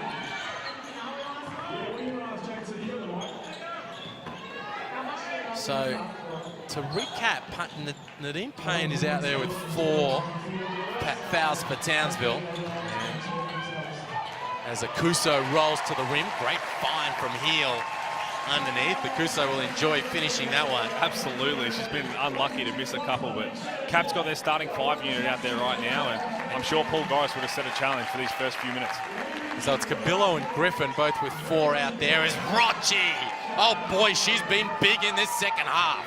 Well, she has, and we touched on how good she's been this season, really off first half, and she knew that she was going to have to come out on fire, and really did in that third quarter. Just didn't have enough other contributors around her.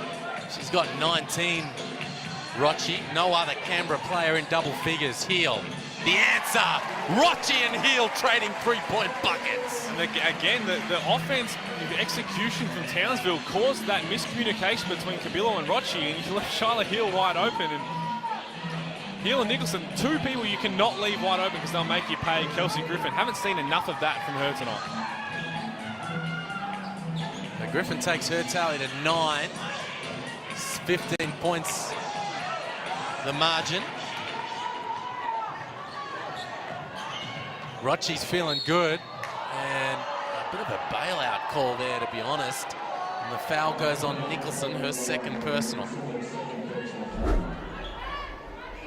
As I see, that she was wide open, and Maddie Rochi and Cabillo ran into each other, but that was because you had a screen between Shyla Hill and Lauren Nicholson, and you don't know what to do because they're both just turn it on tonight. It's a season high 25 for Heel. Beats her previous high of 22 against Bendigo a few weeks ago. And she picks up the foul there, Heel, her 3rd personal. But what a performance this has been from Shyla Heel. We spoke in the pre-game, Pete, about the struggles she had on Friday night, the foul trouble. Couldn't really get herself going as a result in what were limited minutes for her. And such a big game for Townsville. They needed Nicholson and Hill to both turn up and be big, and they've done exactly that. Well, exactly right. You talk about that game 2 days ago when Nicholson had 28 and Hill didn't. Would struggle with fouls, and they need both of them to really just launch, and that's when the Townsville Fire are rolling. But from the jump, she's 12 of 13 from the line. Granted, that miss was because of you, and that's what we saw, her intent to get downhill and put the defense in positions where they're going to foul. And then when she gets in the isolation ball, there's not too many who are going to be able to stop her because she's just playing with so much confidence. Not many can stop Akuso when she gets deep position like that, really only herself and a touch around the rim. That time she draws the foul on Froling, and she'll go to the strike. And that play's been ultra successful for them tonight. A little Spanish action where you've got the high ball screen and Shyla Hill setting that back screen on the big who's supposed to be showing, and that's when you get the chance to you're either going to have the guard get downhill, which we've seen Lauren Nicholson do, or the kick back for a three, which we saw before, or you get Akuso rolling. So a bit going on. I think they, for a moment, you see there, the moment they put the foul on Griffin, and that's why you see the on your lower third there, the stat was input as Griffin, which would have fouled her out of the game, but in fact it was on Froling, her second personal, first team foul on the Caps.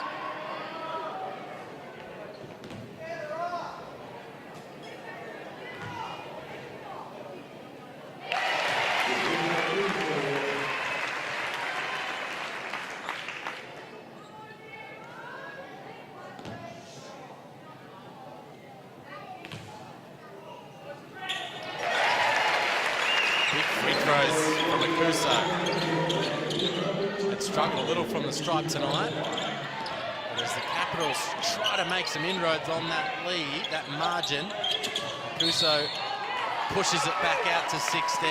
Foul call. Offensive foul called. It's a great little take there, because if that wasn't called, I think Shyla Hill was probably going to pick up her fourth for a little hand in the cookie jar.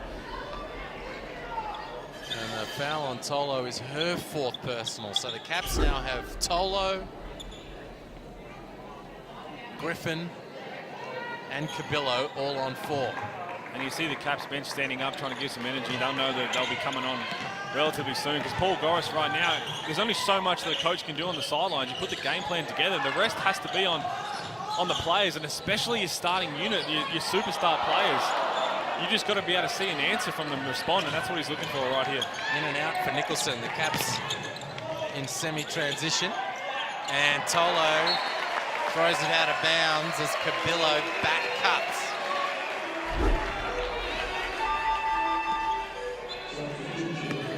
A little miscommunication there. Cabillo thought she was denied. Cut back door.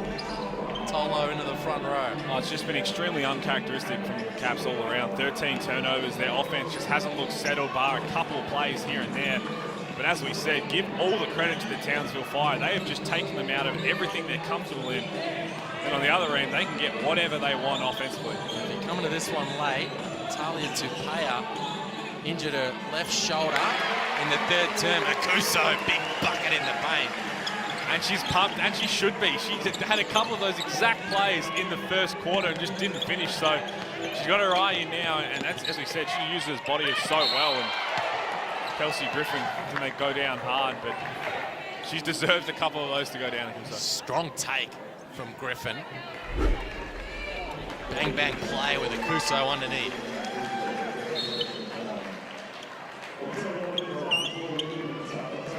Just coming forward a tad, because it looked like she kind of got very vertical, but just as you see, she's come off her line, jumped forward even though she was vertical and had that little collision there. But again, it's the physicality. They're not afraid to put their body on the line. They're diving on loose balls, and that's the way they've started the game, and they've really just been so consistent with it all night. She's come up a little sore. She's trying to whack her right forearm, Griffin. Feeling I'll tell you what, if that's banged on the funny bone and the arm's gone numb, this free throw could go anywhere.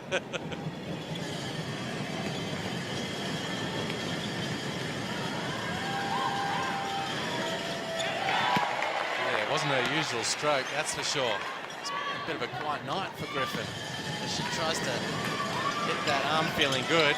And Really short on that one. That was a dart, but it bounced its way in. 10 points, 4 of 9 from the field, 6 boards for Griffin, the superstar, trying to work her way in to peak form come finals time.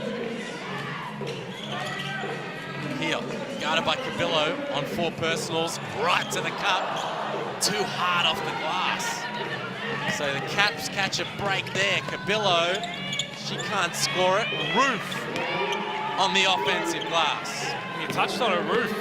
9 points. She's only played 12 minutes, and you're right. I would like to see her a lot more because you know she's going to bring that energy. And there's been so many periods where the Caps just haven't had that spark. So I would have loved to see a lot more from her because that's exactly what she does. She goes after offensive rebounds. She's got 6 of them tonight to go with 8 boards. You know, she's a point and a board away from a double-double, Roof. In 12 minutes of action, she's one of the players who hasn't been riddled with foul trouble. Stuffed the stat sheet against this team in round 1. Was a handful in the opening quarter. It is a head-scratcher why she hasn't been out there. Well, it is, and I'm wondering if it has anything to do with the other night when she was playing in a rebounding contest. No surprise there, took a whack to the head and had a nice little egg on her head. So you wonder whether it came up a bit sore from it or something, because as you said, she's nearly going to have a double-double in very limited minutes, but it's her energy, because if you get those O boards and her energy's there, then the team is contagious and they'll start to roll with it. And they've only really had her limited minutes and then Maddie Rochi's last in this half. So 15 points in it, Pete. Still, after Nicholson rims that one out with 5.5 minutes to play. At what point do we call this thing? Are we there yet? Jumper for the Caps.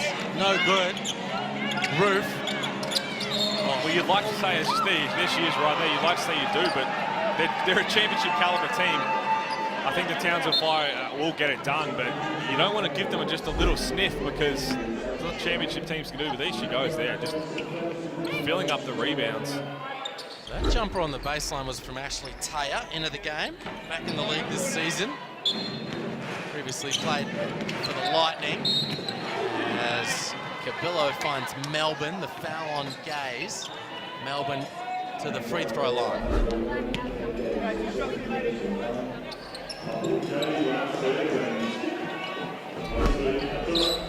So it's 14 fouls now for the Fire. It'll be free throws the rest of the way for Canberra.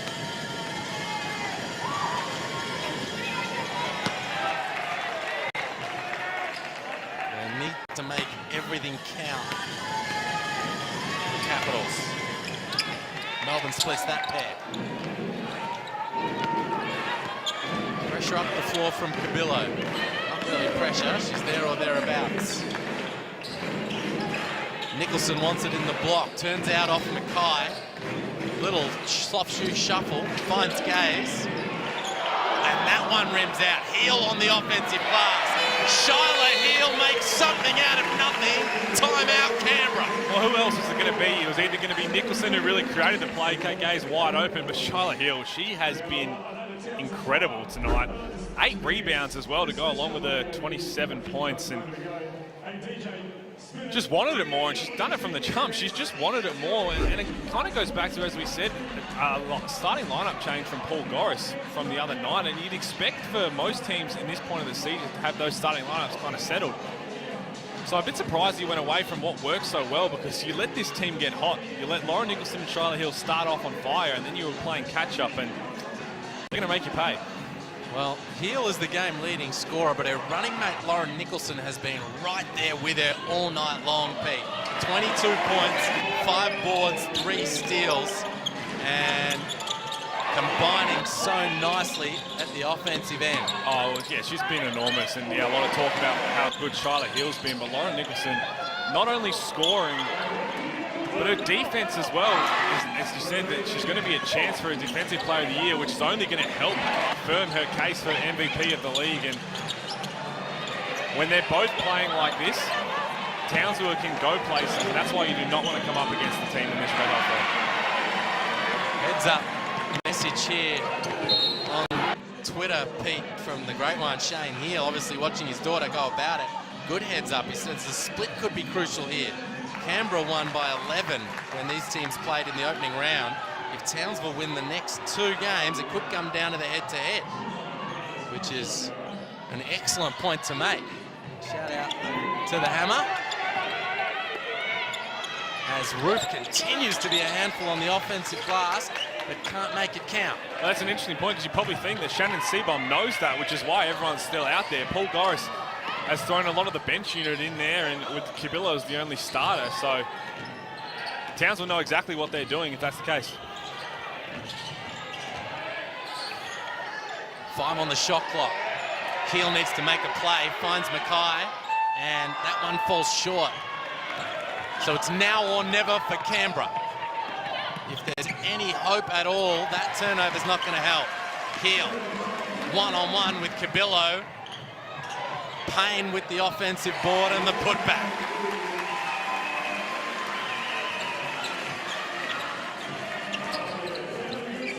So it's 18 points now, the margin, inside 4 minutes. What a performance this has been from Townsville. Roof cannot finish around the cup right now. She's getting right to the spot, has 12 boards in the box score, but struggling to register that double-double, and you see the frustration as she grabs at her shorts. She's one that just hasn't stopped fighting and working, and I think her and Maddie Roche can give themselves some ticks, but it's going to be hard to be any of these contenders when there's only 2 of your team really firing.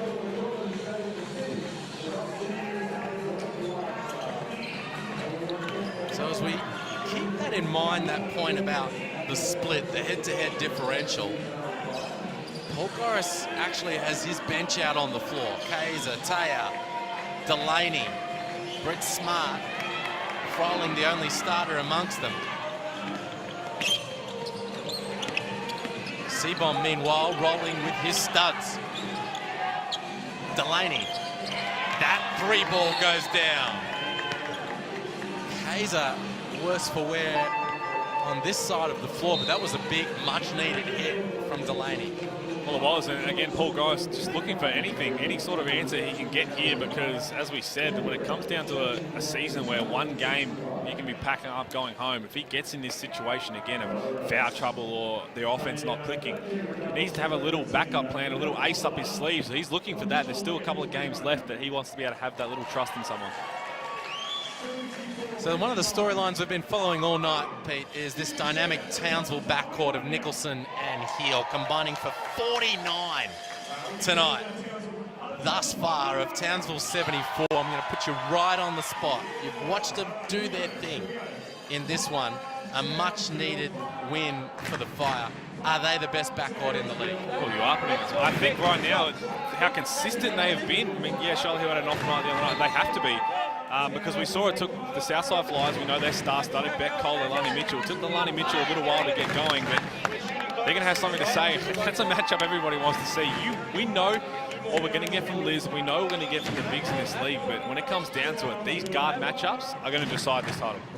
That's what I enjoy about this role. I get to ask the questions, you have to answer them. When you're watching a game like this, there's no other option but to say yes, because they've just been dominant, and it's not like this is the first time we've seen it from them. They've done this all season. And when they do have an off game like Charlotte Hill did the other night with 11 points, everyone's shocked. And that's what a real credit to a superstar backcourt. Canberra nearly forced the turnover. They should have, as you see it called there. So the backcourt violation, over and back. Was it over and back or too long in the backcourt? Either way, Canberra take it away. So 15 points in it. We're keeping an eye on that 11-point margin. The game is done. It's a Townsville win. Lock it away. Timeout. And you wonder why. Exactly right. There's been a couple of timeouts right now. And so don't leave us for a second, because exactly that. The point differential down the stretch here could prove massive for playoff positioning. Especially if you're the Townsville Fire right now. You don't want to come down and, as dominant as you've been tonight, have 1 or 2 points, which is going to cost you that crucial matchup right there as a C2 player, and hoping that's nothing too bad, because she's another one that's going to be really, really important to Canberra trying to go back and win this title.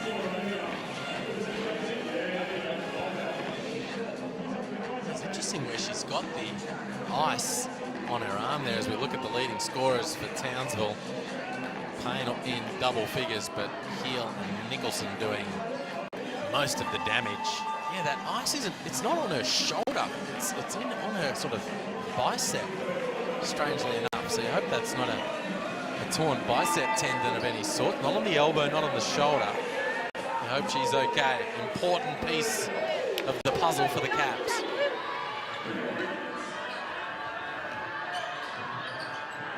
Smart lets it fly from range. Too long. Payne and Froling fight it out. Froling comes up with it in front of her friends and family, no doubt. Oh, good hit on the buzzer from Ashley Taylor, and cuts the margin to 12. 2 minutes and a half to play. Mackay with the lefty finish. Well, the Caps have shown a little bit of energy here, which I'm sure Paul Goris could be saying Wes has been the whole game. And Delaney for three. Great board from Kaiser, and she draws the foul. Paul Goris and the Canberra bench loving the energy from their reserves on the floor right now. that is exactly what you want to see, but this is a championship culture, and you see it in every kind of sport. This game, the starters haven't had a good game for the Caps, but they're up on their feet, really happy that they're seeing these bench guys come out and get some reward for effort.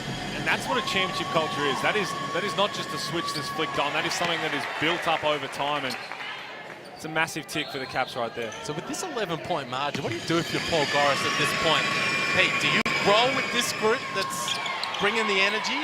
Or do you have a look down the bench and Maddie Rocci and Kelsey Griffin and bring them back into the game? I think you kind of have to roll with what's working, because he gave plenty of chances to that starting unit and they just didn't get it done. Woods for three. You see right there when it rains, it pours, because, well, you're damned if you do, damned if you don't, aren't you? Because either way, it could go the wrong way. But I like what I've seen from this unit, from the Caps, and just the energy side of it, as we see it rolling right there. And Froling, the lone starter on the floor for Canberra, bringing the energy. Born and bred in Townsville. 5th year with the Caps, though. There's the 3-ball hit from Courtney Woods. And that's 46% from 3 on the season. it's exactly what you have to do, because as you see right there, Charlotte Hill breaking down the defense. You've got to just have your feet set, ready to launch, because when Hill or Nicholson get the ball, they're either going to make something for themselves or they're going to draw everybody's heads, and you're going to get a wide open 3-ball. So, I'll tell you what, it's a luxury. You'd be happy to be on that team if you're one of those wing guys. Just work on that 3, because you get plenty of them up. So that margin's at 15 right now. Reed having all kinds of trouble in the backcourt, but the foul called. That'll be the 4th team foul on Canberra.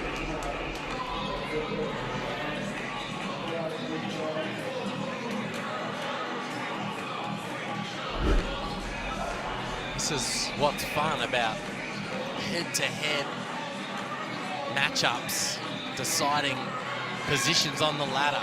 This game is in the refrigerator, but still so much to play for down the stretch.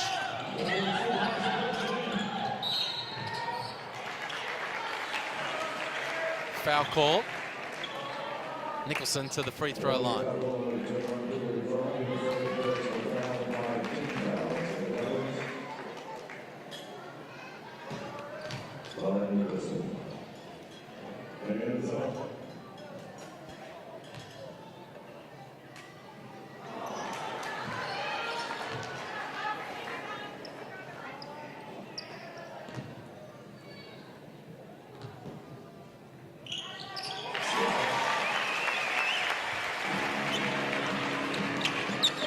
Splits that pair, Nicholson. We're back out to 16. Froling for 3. That's good. Keely Froling from downtown. Cuts the margin to 13. Turnover in the backcourt for Townsville. And you wonder why the Caps bench is doing this, because they know, as you said, it's a 13-point game, but really it is a 2-point game. When you talk about that split, they know, teams know exactly what could potentially be on the line here, and that's why every single bucket right now is magnified, and that's why we're getting timeouts with the game that's already sewn up. Well, she was 1 of 7 from downtown on the season, Froling before that one, but that was a big one. With that head-to-head split, the margin in mind.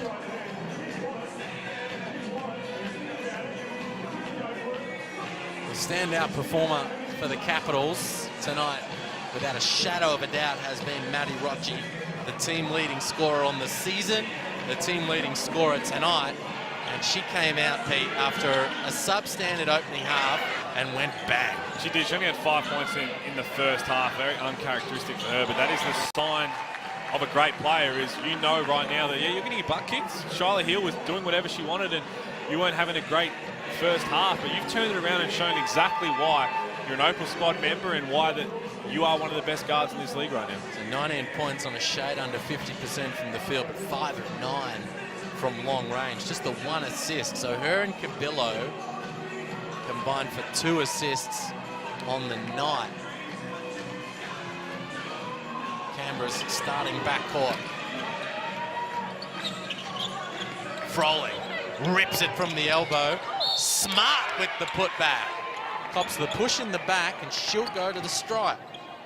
Have to reiterate, this is technically, as we said, a 2-point game when we talk about that split, and you can tell every single player knows, every coach knows how important every point is right now. And as you see, Keely Froley gets super excited because you wouldn't normally do that down 13 if this game was sewn up, but that 11-point swing is going to be right in play here. It's 12 of 13 on the season from the stripe now, Smart.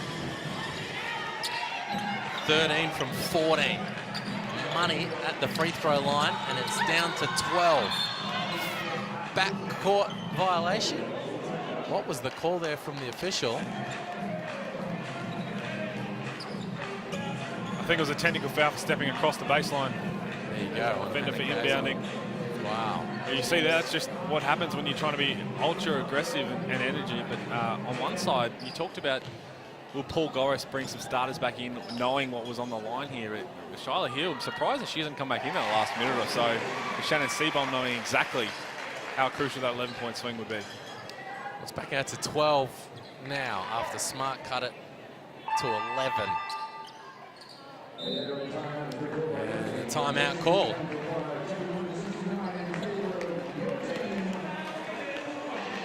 So, what a fun one we've had to open this Sunday night doubleheader. It's been an enormous final day of Lifeline round. A reminder, if you can give, please donate to Lifeline by texting WNBL to 0428 519 716 and help Lifeline answer more life-saving calls from Australians in their darkest moments. It's been a terrific initiative from the NBL, led by Jenna O'Hay, of course, and teaming up with Lifeline for this entire round, and they do such good work for everyone, Pete, within the community. And we have an update on Talia Tupaya's shoulder, and unfortunately it seems to be the same shoulder that she injured in pre-season. So you hope that it's nothing too bad to keep her out, because as we said, she's ultra important to this Caps unit, especially when she gets thrown into the lineup to go at a guard like Alex Wilson than she did against the Lightning. So you just hope that it's nothing as bad as it was in the preseason, that she can try and shake it off. But yeah, all the best for her and the Caps. So a minute and change remaining in this one. 12-point the margin. These two teams battling out a head-to-head split. That's why they're going so hard in these final minutes. The turnover there from Nicholson. She is fatigued. She's played 35 minutes, and it's not just 35 minutes. She's been beat up for 35 minutes. The physicality that the Caps are throwing at both her and Hill, and as you said, she's going to sleep well tonight. Straight away, 3 from Delaney. Oh, that was online. Good rebound from Courtney Woods. Reed finds Mackay right to the rim in transition. Scores it. Big bucket. Margin out to 14. They need this, Canberra. Oh, should have let it fly. Taya instead deflected out of bounds. 13 on the shot clock. Absolutely should have let it fly. You've already knocked one down. You know how important every 3 is, and hand down from your defender, you could have let that one go. So a triple would tie up their season split. Kaiser. Froling, she hit one moments ago. Off the rim, Kaiser gets it back, scores it off the glass. All right, 12 points the margin. 33 seconds to play. It was an 11-point win to Canberra in round one. Woods from the corner. Off the back of the rim, Mackay, a big rebound. 10 on the shot clock for Townsville. Canberra need a stop to have a chance at it, and they get it. Here comes Delaney. They're playing for the head-to-head split on the season. Delaney misses at the rim. That would have tied up the split. In fact, it would have given it to him. Oh boy, I had my numbers wrong. It's a 12 points. That would have been a 10-point margin. Instead, Townsville will go to the free throw line. Nadine Payne, I tell you what, a transition defense pulling of the chair. Looked like she was coming in, and in the last minute said no. And then Delaney thought there was going to be some contact, but oh wow, you did not want that to come down for that exact play, but it hasn't. It's been the way the Fire have played all night. They've deserved to win by more than this, but it's not over just yet. The excitement and the fun down the stretch here in what has been a double-digit margin is beautiful. That's what this head-to-head system provides. Nicholson makes it count. Long-range attempt on the buzzer from Kaiser is off, and that'll do it. Townsville bounce back, 84-71 over Canberra. I mean, what a win from start to finish. It never looked like they were going to be in any trouble just in that first quarter. They just came out with ultra intent. The physicality was there, the execution on offense was there, and deserved to win and deserved to cover that split as we uncovered. But I'll tell you what, that backcourt is something to behold.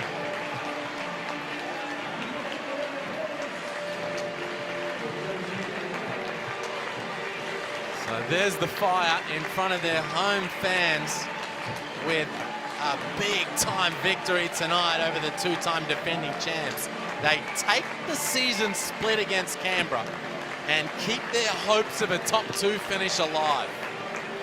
Well, as we said, in a season like this, they're a team that if they're rolling and they're playing at home and it comes to a finals where one game can send you home, you do not want to play a team like that.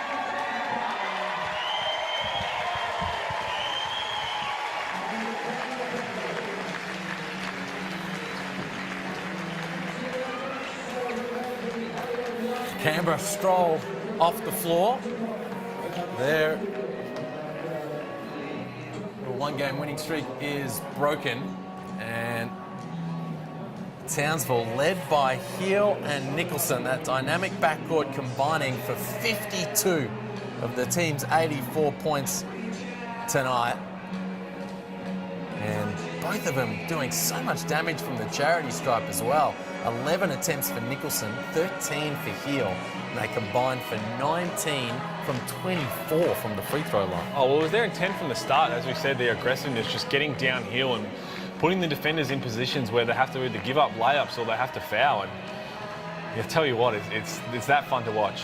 Shyla Heel was the game-leading scorer with 27, a season high for her, and she joins us for the post-game interview. Shyla, congratulations. Big, big win for you guys. How does that feel?